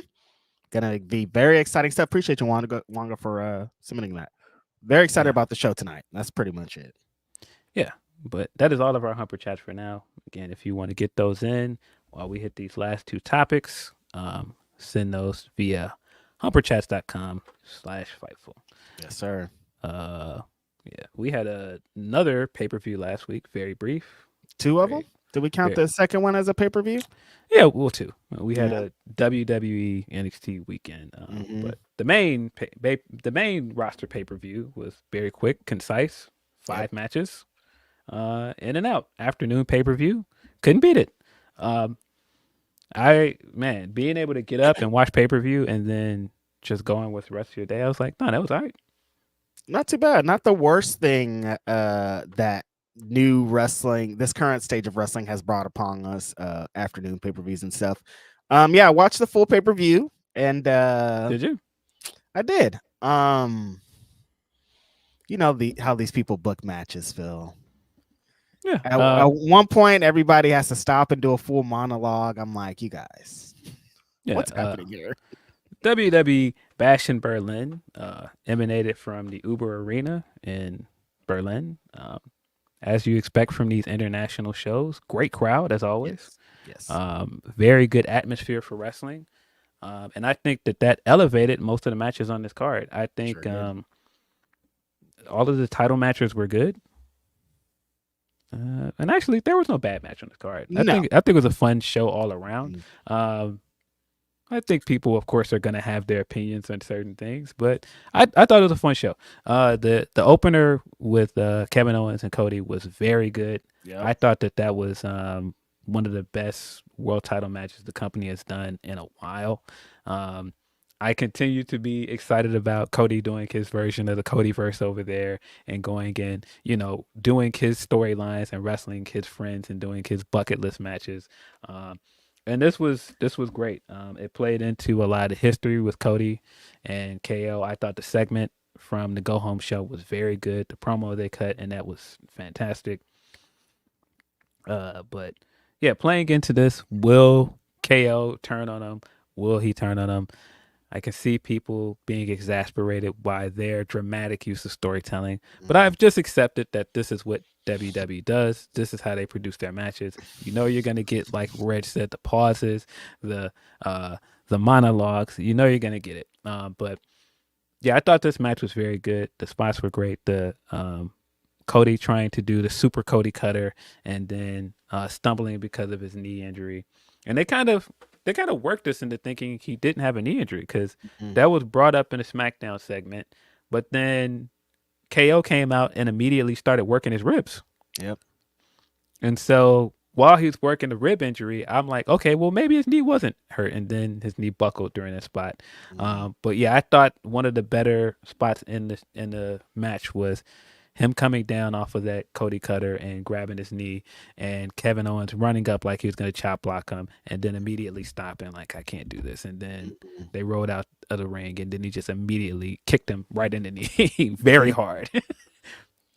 Yeah, this match was really awesome. There was that point where he did the knee fake where I was like, all right, we're about to be having this in every match, but that's the WWE match. This whole feud felt like Cody would have, like you brought up the Cody verse, this would have happened in AEW if Kevin Owens was in there. Like he would have did the same feud, same match, same everything. So the fact that he's still telling those stories is so funny. Kevin Owens is Kevin Owens. You guys know how much I feel about them. And it was on full display here. The way that he can play that in between tweener of I can do some dastardly things, but I'm not going to. I'm going to just be the Kevin Owens that you know and love. But that kind of being his ultimate demise in the match, I thought was great. The little tease at the end that Cody always does of like, I know what you guys thought this match was going to be, but it was actually this. He's such a great storyteller. And I thought that was kind of the story of the match, is like maybe they put it on a little too heavy, but it was a lot of great storytelling in this match. Yeah, I think KO going to do the apron power bomb that he's done to a bunch of people, including Sami Zayn. That was the thing that started the heel turn on Sami Zayn, and he wouldn't do it to him. And I love Wade being like, "What are you doing? Just do the match." He's like, "Shut the hell up." Yeah, because you can hear him because he's right there. So good. Yeah, I thought that was great. But that continued to be Kevin Owens' character of like, he does everything that fans are looking at. Like, why would you do that? Why wouldn't you just, why wouldn't you say anything when you hear this guy talking trash behind you? He's like a few feet away from you. Exactly. Yeah. Kevin Owens was great in this. Cody, somebody was complaining on Ask Grapsody about Cody having to hit the super finishers at this point. Like it has to be 3 Cody cutters to end the matches now. But again, it's WWE, so that's how it goes. They got to play up the setup, but I thought the final stretch of this match was very good. I thought him struggling to keep control of the match and ending up using his knee to stop him from doing a frog splash, which hurt himself, and then he struggled to get him up into the Cody to the crossroads, and then he used that 1, 2, 3 to beat him. Yeah. And then, of course, we got the stuff afterwards of Cody going to shake his hand and Kevin Owens looking dejected because very much like Hangman, they've been telling this layered story with Kevin Owens since he was Universal Champion of. Yeah. He doesn't feel like he deserved that moment because he didn't win. Triple H literally just came down and gave it to him. And so he never felt like he earned that moment. And so he didn't want just a handout from Cody, but that at the same time, he hasn't figured out how to win the world title yet without being the person he was in NXT. Totally. And so I think that's a good story. And man, I really want him to win a world title someday. I just don't think it'll be on SmackDown. I don't see him winning that belt. When they said it's been 8 years, I'm like, dog, Kevin Owens hasn't been world champion in 8 years. This is insane.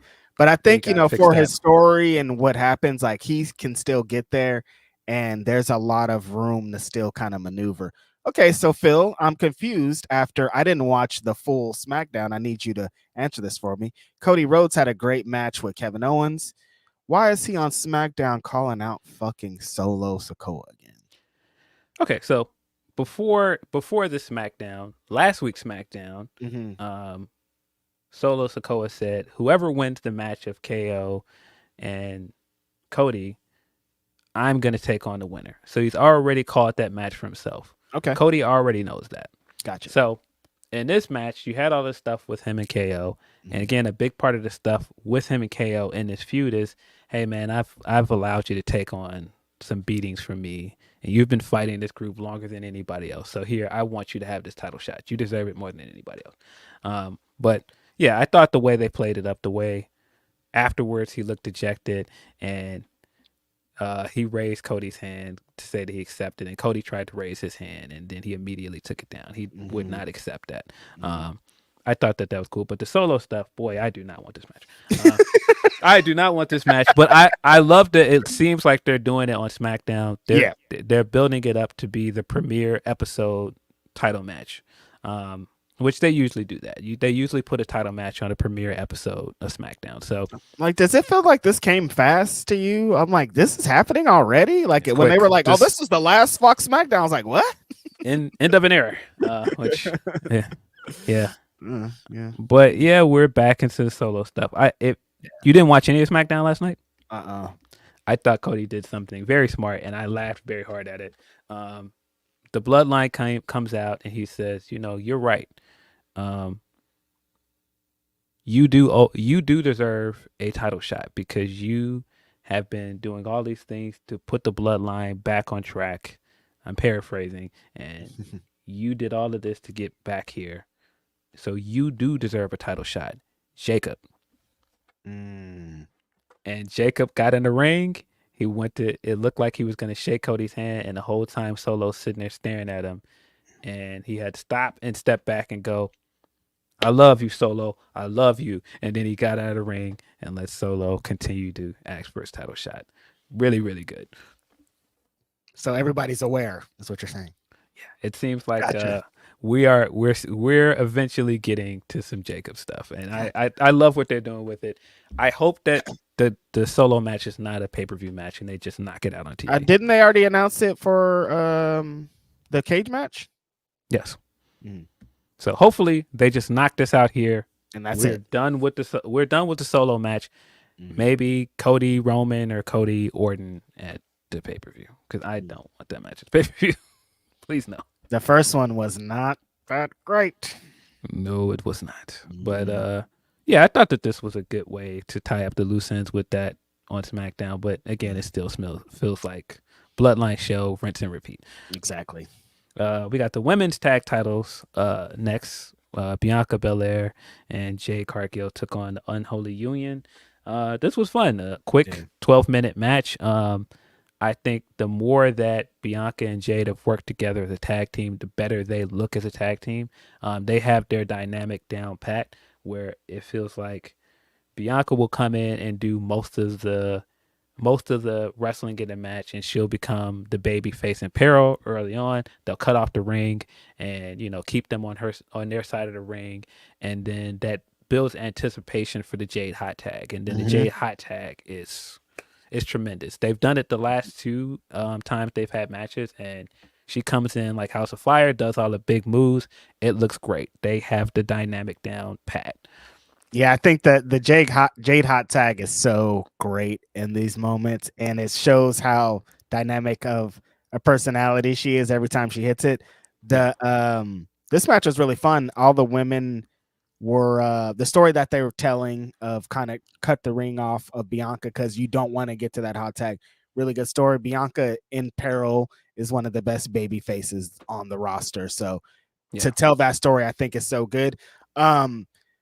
These women's tag team championships have some kind of crazy thing surrounding them, but when they're given time like this, the matches are always so fun. Yeah, this was a very fun match. I just want them to build rivalries around this belt and do something interesting with them. At least it feels like this is the most interesting thing they've done with the tag belts in a long time. Right. They're a believable tag team. They're incredibly marketable. They're incredibly likable together.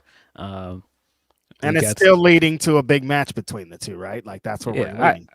I have to assume they're going to split up at some point, but you still got mileage with this tag team. Then we got the strap match. We got CM Punk versus Drew McIntyre. This, of course, like most things involving CM Punk, is going to be very divisive. Yes. I just was hoping that it would be better than a SummerSlam match. Now, given that's a low bar because I did not like the SummerSlam match, but I just was hoping that this fit this feud better than the SummerSlam match. And in that vein, it delivered. I thought that the actual strap match itself was good. I thought the action between the two guys was great. I thought it felt intense like this feud should feel. The four corners thing,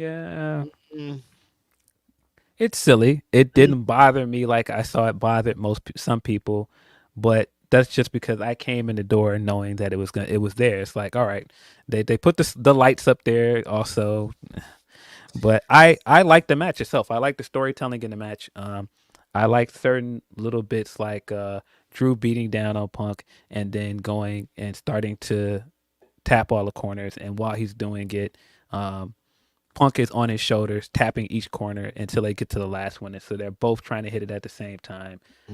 I thought that was, I could tell by your face that you were like, no, I don't like that. That's the part that I did. I'm like, the match, it felt like the intensity and the heat needed for the SummerSlam match was in this match. Like when they're whipping each other, just kind of brawling, beating each other up.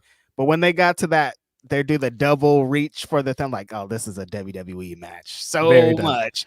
But like, I'm like, the intensity is here, everything is here, but they got these old global guts lights on here that you gotta know who touched the fucking pad first. And I'm like, all right. And then global guts. Michael Cole's yelling every 2 minutes. You gotta do like he's like when you gotta explain yelling the rules to the match, every 2 minutes. It's like, all right, guy, I get it. But I thought that everything they needed to accomplish, they did accomplish. Like I said, they had the intensity here. There's some gross points of Drew pulling the bracelet out of his tights and Punk kissing it. I'm like, all right, you guys, there's a lot going on here. But I thought what they needed to execute in the first match, they did execute in this match. Yeah, I thought this was a vastly superior match to the SummerSlam match. I was into Punk in an old school match. That's always so funny. The talk coming out of it like, hey, CM Punk is great. Like, yeah, he's an old school wrestler. That's the bread and butter. Yeah. But I thought that this was good. I thought this was the right way to move this feud forward. I pretty much assumed Punk was going to win, and that was going to be the thing to move forward. Buddy, again, I'm a fan because, like, I figured he was going to win, but everything about it, him winning, and this is why I say again, that crowd really made this match better than what it really was, because that crowd was invested. The dueling chants throughout, the Drew and CM Punk chants, it hit. And so when he won and he was getting the CM Punk chants and he was walking around the barricade, he stood up with his arms stretched. I was like, nah, this is fire.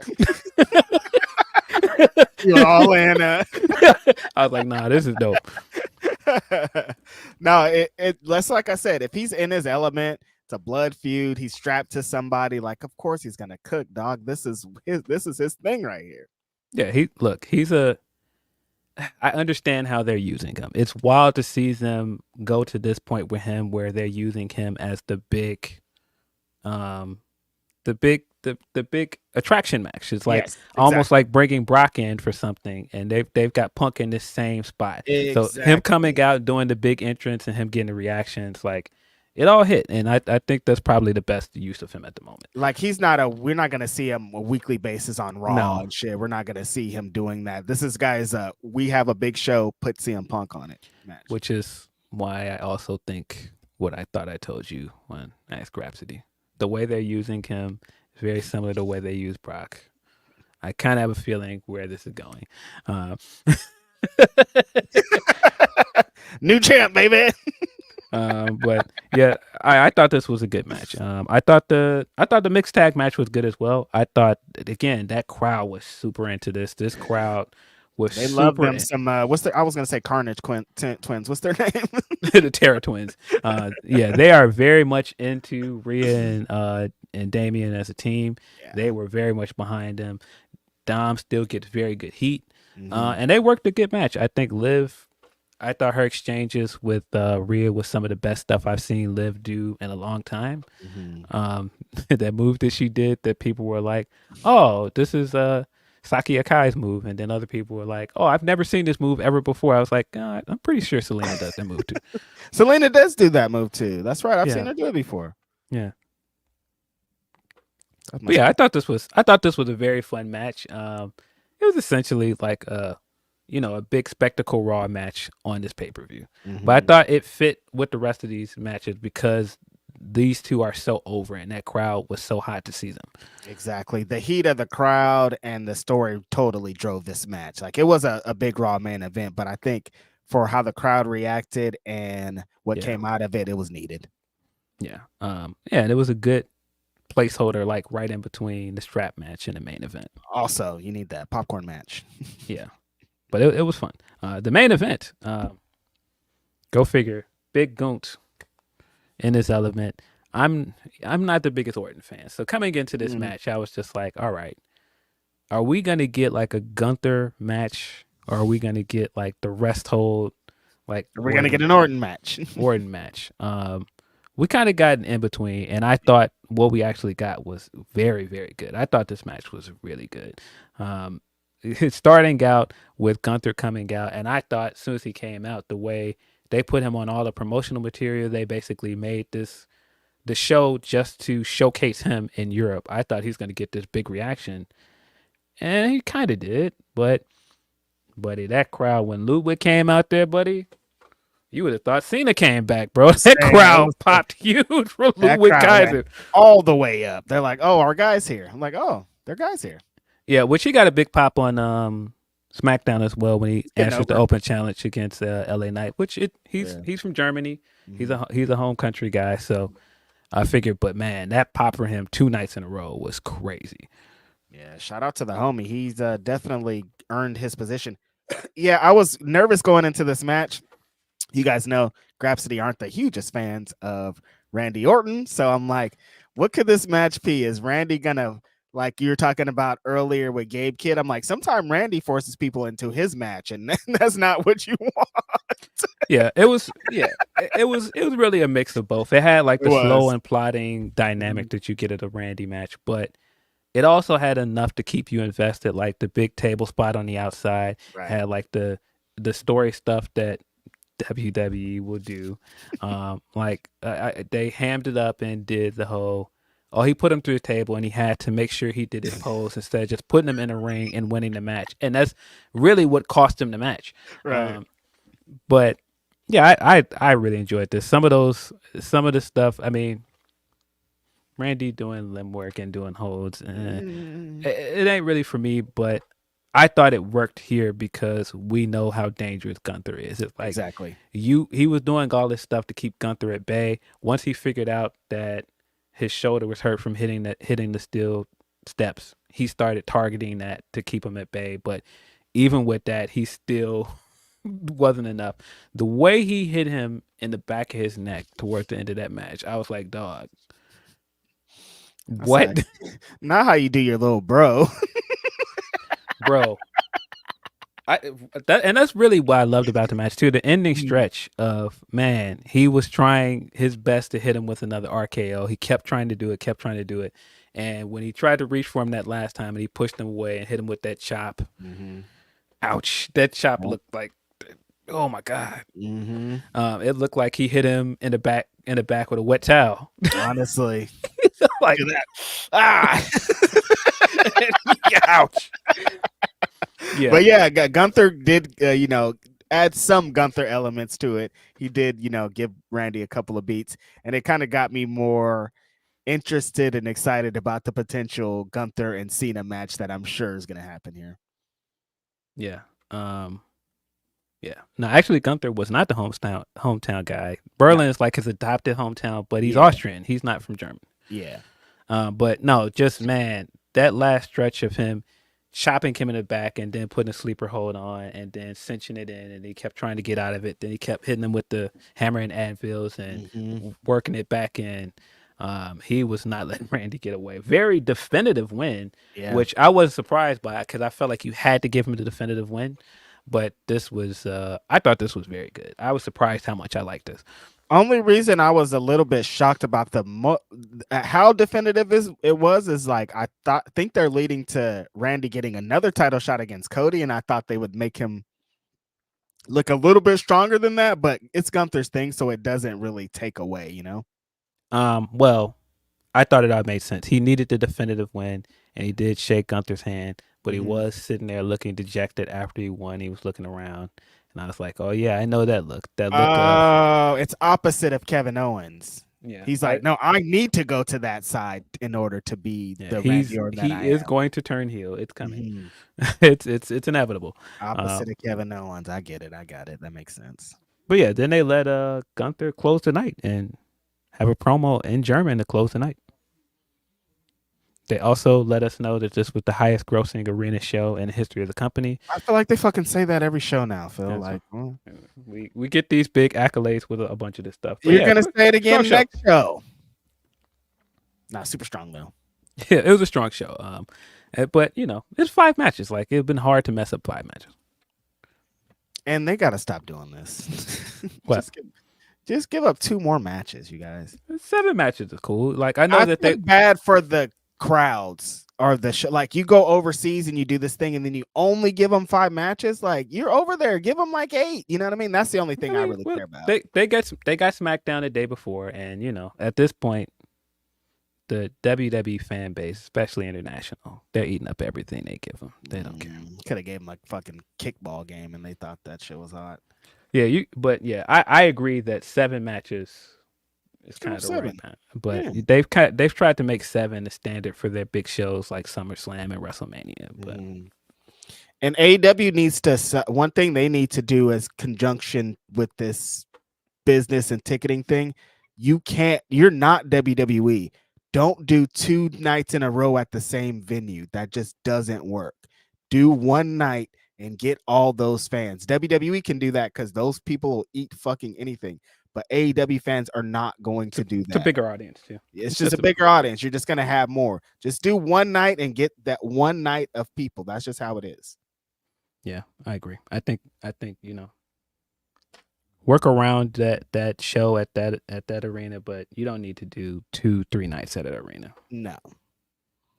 Yeah, at least not at this point not with it. Like, WWE can do whatever the fuck they want, but your fans are like, I'm gonna go to 1 AEW show and I have to make it worth it. So you need to just make it worth it for everybody.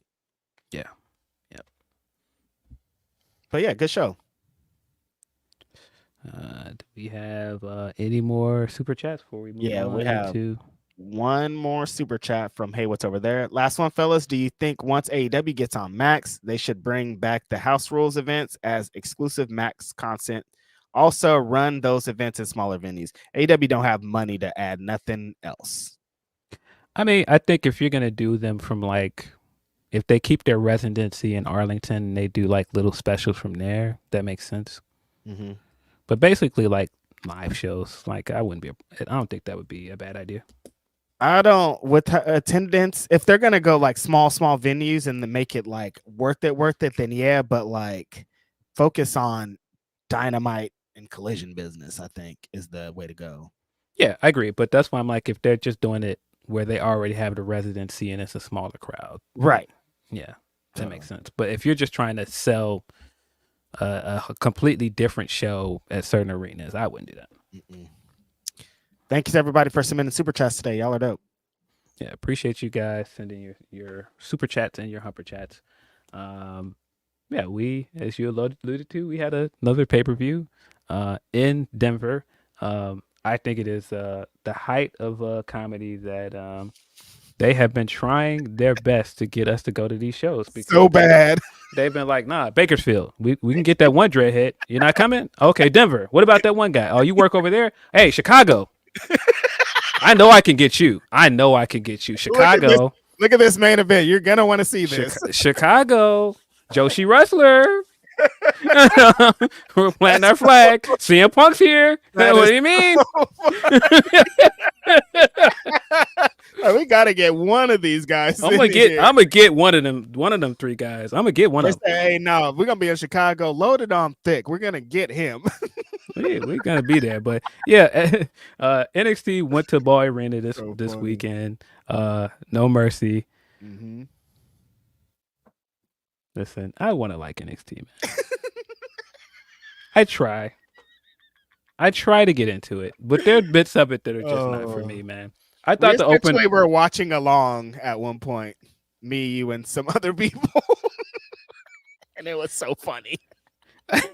it's just, man, it's just bits of it that is just not for me, man. And it's fine, but I thought the tag match to start the show was cool. Tag match is heat. That's the best tag team wrestling in major wrestling is probably NXT right now. Yeah, Axiom and Nathan are a good tag team, and man, Chase U, go figure, they were a good tag team as well. I thought that was a cool match. We got the turn at the end, which I wasn't too shocked by. I figured that's where they were going when they put the belts on them, because I was like, why did they take the belts off of Axiom? They wanted us to know that this turn was important because they played it like 5 times in the show. Like an hour later, they'd be like, hey, you guys missed this. I'm like, they really want us to know how important this Ridge Holland moment was. Yeah. But yeah, I thought that was a good way to start the show. The Wesley match was strong as well. I thought Wesley Zachary was a good match. I would not have guessed that Zachary was going to win this.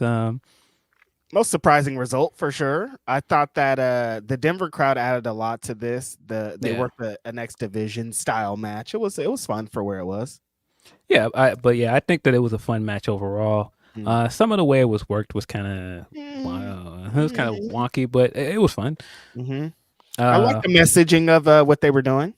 Yeah, I definitely think there will be a rematch based on what they're doing. There's no way I think that Wes is just going to sit by and let those guys win the tag titles. They're also doing that tag match in Chicago, I think. See, they're trying to get you. Fraxium versus the Rascals, I think, is on that card.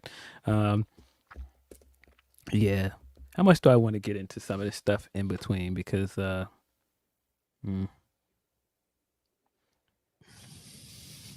like Kehlani Jordan. That match wasn't really for me. It was cool. Hey, as far as being a flipper, I think she's awesome. She does a lot of flips. But yeah, that match. Yeah. And the same thing. I like Obafemi a lot. I think he's fantastic. That match really wasn't for me. At one point, it looked like Tony got hurt and the ref stopped the match, but then they immediately something happened, and then Tony. Oba's supposed to be like leading the match, and he's only had 50 or whatever. Like, it's a lot was going on in that match, and I see how they're trying to showcase him, but yeah. But I like Oba a lot. Him coming down and ripping the Velcro off the belt was crazy. Man, he's fantastic. I can't wait till he moves up to the world title picture because he's awesome. But yeah, I'm not trying to see no Tony D'Angelo. Yeah, I'm good. But what I thought was match of the night was Roxanne versus Jada Parker. Going into this, Roxanne has had a great run this year of matches. So I'm not surprised that she came and she performed well. But, man, this was really a star-making moment for Jada. I thought she was fantastic. Dog, the confidence that Jada had coming into this match and the confidence that she had throughout this match were fucking amazing. I was like, oh, she's really ready for this moment. But Roxanne, I've said it on this show a million times. When they first made her into a heel, I was like, I don't know what you guys are doing. This is the biggest baby face in the world right here. I was wrong, brother, because the way that she's been working as a heel champion has been amazing. The way she was working in this match, the confidence that she has, dog, of like knowing that she's one of the best wrestlers out here, and every time she gets to showcases, she's going to make you know even more. Yo, Roxanne is on another level right now. Yeah, she's ready. Just watching her in that match, I was like, she's ready to come up, man. Ready as fuck.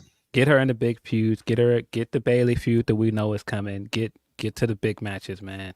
But yeah, and I thought that this was a testament to just how good she is, because Jada, you could see she's so rough around the edges, but man, they worked a good match. I thought Roxanne made it look like she belonged there. You know what I mean? Yeah, and that's not to take anything away from Jada, because I thought that she looked confident. The promo she cut while she was walking out, great. She just got it, man. She's got the confidence. She's got the look. But yeah, this match was much better than I thought it was going to be. Yes, easily the match of the night by far. Definitely, with the circumstances and Jada's young in the game. Fucking Roxanne's young in the game too, but she's a vet at this point. Like, for them to have that pressure and expectations and to knock it out of the park, I think is a great for both of those women. Yeah. And it could be both that Roxanne is shorter. But man, it just Jada looked like so much bigger than her and imposing in this match, and it worked well. I thought that they worked a very good match, man. And Jada's just like that's how she looks, and also Jada Parker, brother. Listen, Twitter tells me every week. There's not a week we get on Twitter and we don't see Jada thirst traps. Brother. She's yeah. But yeah, big story coming after that. Great match. Was the debut of Giulia. Got the big entrance with the smoke. Also looks great coming down the ring. Def Rebel theme. But she looked great. She had, she has what the kids call aura. Big time. That stare down between her and Roxanne was, man, electric. That was fire. Like I was like, yeah, this is it. This is a big match. Feels like they got something here, which I knew because I knew based on Giulia from Stardom. Like I knew when she came over, she was gonna do well. I'm pretty sure fans are gonna love her. She's multilingual. She's gonna do great over there. The story was so funny because they're screaming, "Oh, this is a surprise! We can't believe this." Julia's here. I'm like, Julia's been telling us with every post that she's coming to America. She's just posted a video with her grandpa being like, "I'm going to NXT." I'm like, she's told us. Hey guys, see you later. Going to US. See you later. Going to US. I'm gonna be there on Thursday. You guys don't forget. See you guys later. Yeah. So I once they did that whole bit on NXT with Jada talking to the wall and Roxanne doing the shock face, I was like, okay, yeah, Julie's coming. Yeah. But yeah, this was a big moment. I thought it looked great. This was a great way to build up to the debut on CW. I think it's smart to use that match on CW because that's a way to get people to watch. That's the way to sell some tickets to that show as well. And that's the way to introduce new audience to Giulia. Yeah. But yeah, I'm excited to see what Giulia does over there. I thought that this was a good use of her. And if you're looking for anybody down there to work her, Roxanne makes the most sense in the world. Don't make her do the work your way through all of these other wrestlers. Go straight to the top. Give her the championship match. Yep, put her in that championship match and maybe give her that championship at this point. I thought that she looked amazing. When she came out of that smoke, I was like, oh yeah, they got one right here. They got a big star. Roxanne is ready for this moment too. I think this is all this heel buildup has been for this moment right here. This is they've gotten to a really great place. Okay, so you said that Roxanne and Jada was the match of the night. That means you didn't like the main event? It's not that I didn't like the main event. It's just that I knew exactly what the main event was going to be. Totally. And I mean, I thought that this match, the main event was fine. But it's what you would assume from these two wrestlers. And man, listen. The way I was sitting here during the Mercedes stuff, and I was like, I am unironically starting to like the theme song. The ego thing is there with me, man. Wait, hold on a minute. Bro, every time he comes out, no, I'm like, nah. Go. That is not what I was expecting out of this. Hold on. Nah, man. Nah, ego time, dog. I don't know, like, because Phil loves him some ego, but I thought we were doing a bit, but it's not a bit anymore. Ego.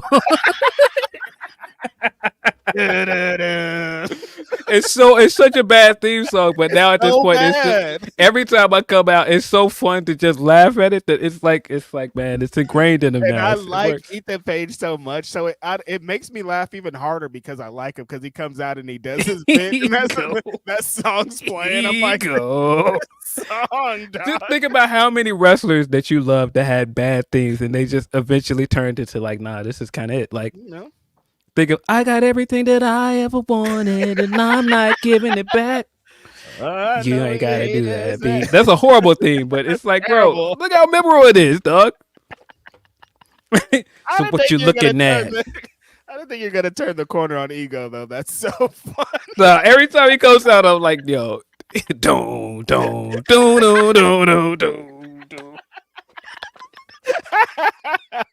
Ego.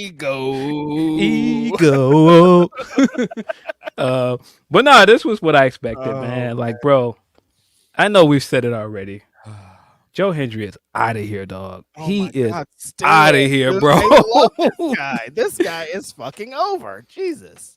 Bruh, he came out there and that crowd went nuts, man. And they were reacting for everything he did. Dog, singing his song word for fucking word. I'm like, what is happening He is out of here, dog. TNA, dog. Y'all got to put the belt on him. Like, stop playing, dog. This guy is out of here, bro. What the fuck are y'all doing? Why isn't he your champion? What I like it blows my mind. Like, he's challenging for the other company's championship. Put your belt on this guy, dude. What are you doing? Yeah, nah, that guy is over, man. Like, and I mean, man, go figure. This was a match where it just seemed like everything that was working because that crowd was eating up everything, man. That crowd loved this match, and so That's what I'm saying. just like, These guys didn't have to do anything crazy because this crowd was so hot for it. yeah, they were loving it, man. Also, man, that crowd was that crowd was very excited to see Trick as well, man. That guy also continues to be very over. Dog, whoop that Trick is crazy. Those fans fucking love them some Trick Williams. So yeah, nah, this, it was fine. It was a solid match, but that crowd was very much into this. Ego. I'm dead, dude. Ego. Nah, when Ethan won the match and Trick had to count to 3, and that look he had on his face when he was looking at him like hilarious, dog. Hilarious. Trick, man. You like this diss track? So, the end of the show, Ethan ended up winning. He retained the NXT championship. And afterwards, Pete Dunne dragged Trick Williams out of the ring and started to beat him down. The next day, we got a diss track from Trick Williams. Now, I will say this before I say anything. Trick Williams is a extremely entertaining guy, man. Very entertaining. Extremely entertaining guy. I've stood in a room watching him rap. Funny enough, when I was at Sirius in LA, I watched him do a freestyle with Who Kid in the room. And so I think the guy can rap. I think he's extremely entertaining. So what happened? Huh? So what the hell happened? This video though, watching it, I was just like, okay, so this is what Top Dollar was doing and y'all hate it. And so, and let me not say that they hated it. This is what Top Dollar was doing, and there was a good amount of people calling it corny. This is what Top Dollar was doing, and he was doing it better. He was those bars were better, and they called him corny. Is all I'm saying. Well, not just that the bars were better. I think that Trick did what Trick does here, but I just think the video in itself, like his target audience, like perfect. He hit it on the head. They love it. And I mean, when I saw how well it did, how it was trending that day, and how we got that report that officials at WWE were very excited with how it went. But I was like, but wait a minute. You guys were excited with how that went. Top Dollar was doing the same thing. But that just goes to show you all the time, and I point this out every time, the big deciding factor on whether something is good sometimes is, do I like the person doing it? Facts. That is always the deciding factor. Mm-hmm. And man, none of this is a negative on Trick. I like Trick a lot, but I thought the way some people were exaggerating about this, I was like, okay, cool. It looked a little like something. It looked away, but no, I thought bits of this were funny. Him dropping we're the same age, but you look 40. Hilarious. But a couple bits in there. But no, I definitely checked out when they started doing the dance in unison up the street. I was like, okay, I'm out. That's enough for me. I checked out about 15 seconds in. No, I told you all of that crowd from the PC, the Florida folks, all of them coming together and doing that together. Buddy, if Punk walked in behind him and started doing that, I would have cut everything off and I would have left the planet.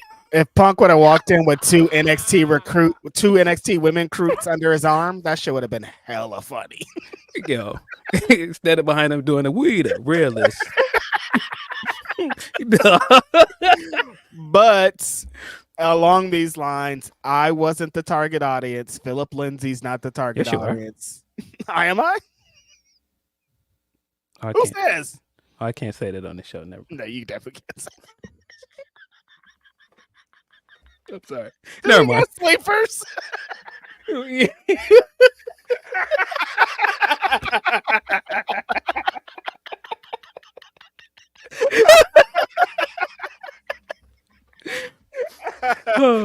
Oh my God. Let's do these super chats before we get in trouble.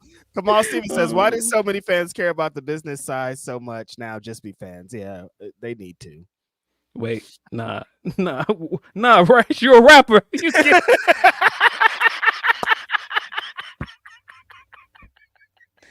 Yo, shout out to Sat, man.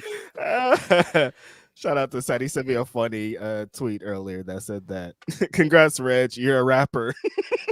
Reg, you're a rapper, right? And then our last super chatter of the day is from Easy Breezy, and it's for Philip Lindsey. Rigo.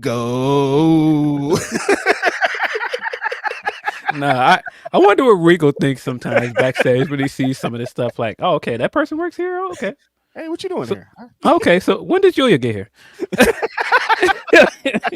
They had me recruiting them from the other side, I thought. Oh man, yeah, yeah. Nah, that was definitely a moment this week. Seeing that Trick thing hit the timeline and like the reactions to it, everything about it, man. I was like, this is quite funny. Just interesting. Sometimes things happen. I'm like, that's interesting because this happened and it didn't go this way. But I see, again, it just kind of along the same lines that you're saying. That crowd is going to eat up anything. Yes. I don't want to. Now, like Top Dollar just was at the wrong moment, you know? No, but that's why I'm like, it depends on, when certain people like you that rock with a lot of stuff you do. And again, I don't want to diminish anything Trick does because I like Trick a lot. I think he's extremely entertaining, very charismatic guy, very likable. But certain things I was just like, okay. The thing is this, and I will leave you guys on this. I got to get out of here. Gotta go.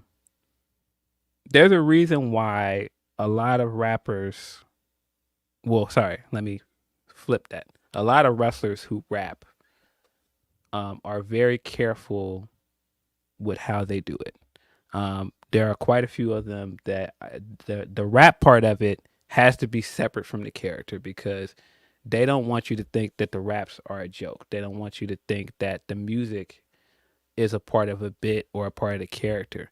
They want you to take that part of it serious. And I think that that's why Swerve does it. I can't speak for him, but I think he wants you to look at the wrestling part like this is me as a character on your television that's entertaining you. But the raps, my music, I want you to take that seriously. Yep, and so exactly. it's very hard to walk that line and do both. And I'm not saying any of this to say that Trick did anything wrong. I'm just saying that it's hard to get people to take you seriously sometimes when you do it as a character because Black wrestlers don't have the privilege that John Cena does, where you can do it and be taken seriously and be world champion. Wow. I'm the rapper on this show, and Philip Lindsey just broke that down as eloquently as you could ever see. That's exactly what it is. It's like you want to be taken seriously, and if I'm looked at as if I'm telling jokes in my song, but I'm serious about this. But if you just think this is all jokes, then that's fucking with the integrity of my artistry. And there's something to be said there. We're not saying that's what Trick did here, but there's just like a really fine line you got to walk. It's just a fine. When rap is involved in wrestling. It's just a fine line because we have a long history of them turning Black wrestlers into, hey, dance for me guy, or hey, sing for me guy, or hey, rap for me guy. And man, this looks like Trick is having fun. He's doing his thing, and I think that that's dope. Like, I don't think that's what this is, but we've just seen that so many times. It's in our brain. It's in our brain, and so sometimes there's a part of me that clicks in like, oh, okay. But again, we should be allowed to have fun. And you should be allowed to just do these things without everything being put under a microscope. But the unfortunate thing about it is it inevitably happened for a lot of Black wrestlers. Yep. And that's why, like I said, sometimes you have to draw the line of this is here and this is here. And it's not just Swerve that does it. There are plenty of other wrestlers that do music that it's not part of what they do. It's Chris Bay, like Chris Bay's Bay. music is so separate from his wrestling. Tez just put out a whole album. Yep. It's a bunch of guys because it's like, bro, me as a wrestler, I'm here to entertain you, but my music, I want you to take me seriously as a wrestler, and I want you to take me seriously as a artist. Lio, the same thing. Like Lio has an entrance music, but his music is so serious. It's so separate from the Lio Rush character, you know? Yes. And that's why I'm like, and I mean, that's also kind of why I brought up Top Dollar, because I'm sure he feels that way in some ways where it's hard to get you to take him seriously as an artist and take him seriously as a rapper. It's a tough line to walk, man. It is. Especially when you're trying to get established over here. Like these Trick and these are people that are still coming up, and you're trying to establish yourself as that while also trying to get over on this side. It's like hard to walk these lines. And like I said, with all of those things said, it's tough to make wrestler rapping look good. It is, especially it's just so many connotations that come with it, man. Dog, as somebody who does that shit, it's so hard. Like to make that. Somebody said on a YouTube comment of the song, the BK song, they're like, I love this because it sounds like a real song. And I was all that my main goal going into this was making it sound like a real song. There's that fine line of real song and parody and all these things. And like you could cross over so quickly. Yeah, but shout out to Trick, man. Shout out to Trick, though. Cool dude. Like I said, when I've seen him, he's been nothing but cool, man. The homie's hosting Wildin' Out. I saw like he's having a good he time is, man, and that's a good man. To get that segue of you doing that video and doing music, and then also getting to go over there and do Wild Out. Right? That's cool. Yeah, it's a great connection. Yeah. I think one more super chat. Hey, what's over there says, who do you guys think pitched the idea to Trick though? I would bet it was his idea. I was gonna say I'm pretty sure he probably went to him with it, or he probably just did it and said, "Hey, can we show this?" And they were like, "Yeah." Yeah, I bet you it was his idea, and he was like, "Hey, let's all get together and film this." And then he showed it to somebody, and they were like, "Yeah, let's run with it." Play it. Yeah. Yep. That's all of our super chats. Y'all are amazing. Thank you for tuning in today. Thanks for pulling up. Yeah, I don't think we have any more Humper chats. Yeah. Hit her with the old one hit a quitter. I don't know why he started saying that, but okay. Hit him with the one hit a quitter. Hit it and quit it. That is all of our Humper chats. Believe that's all of our super chats as well. So this is where we bid you adieu. Appreciate you guys as always. Appreciate you guys dropping in and sending your support. Send us your super chats and Humper chats. But this is Grapsody. I'm Phil Lindsey. It's Righteous Reg. Hey, check out Stoner Dad on my Twitter and my YouTube before you guys get up out of here. Appreciate y'all. Yep. We are out of here.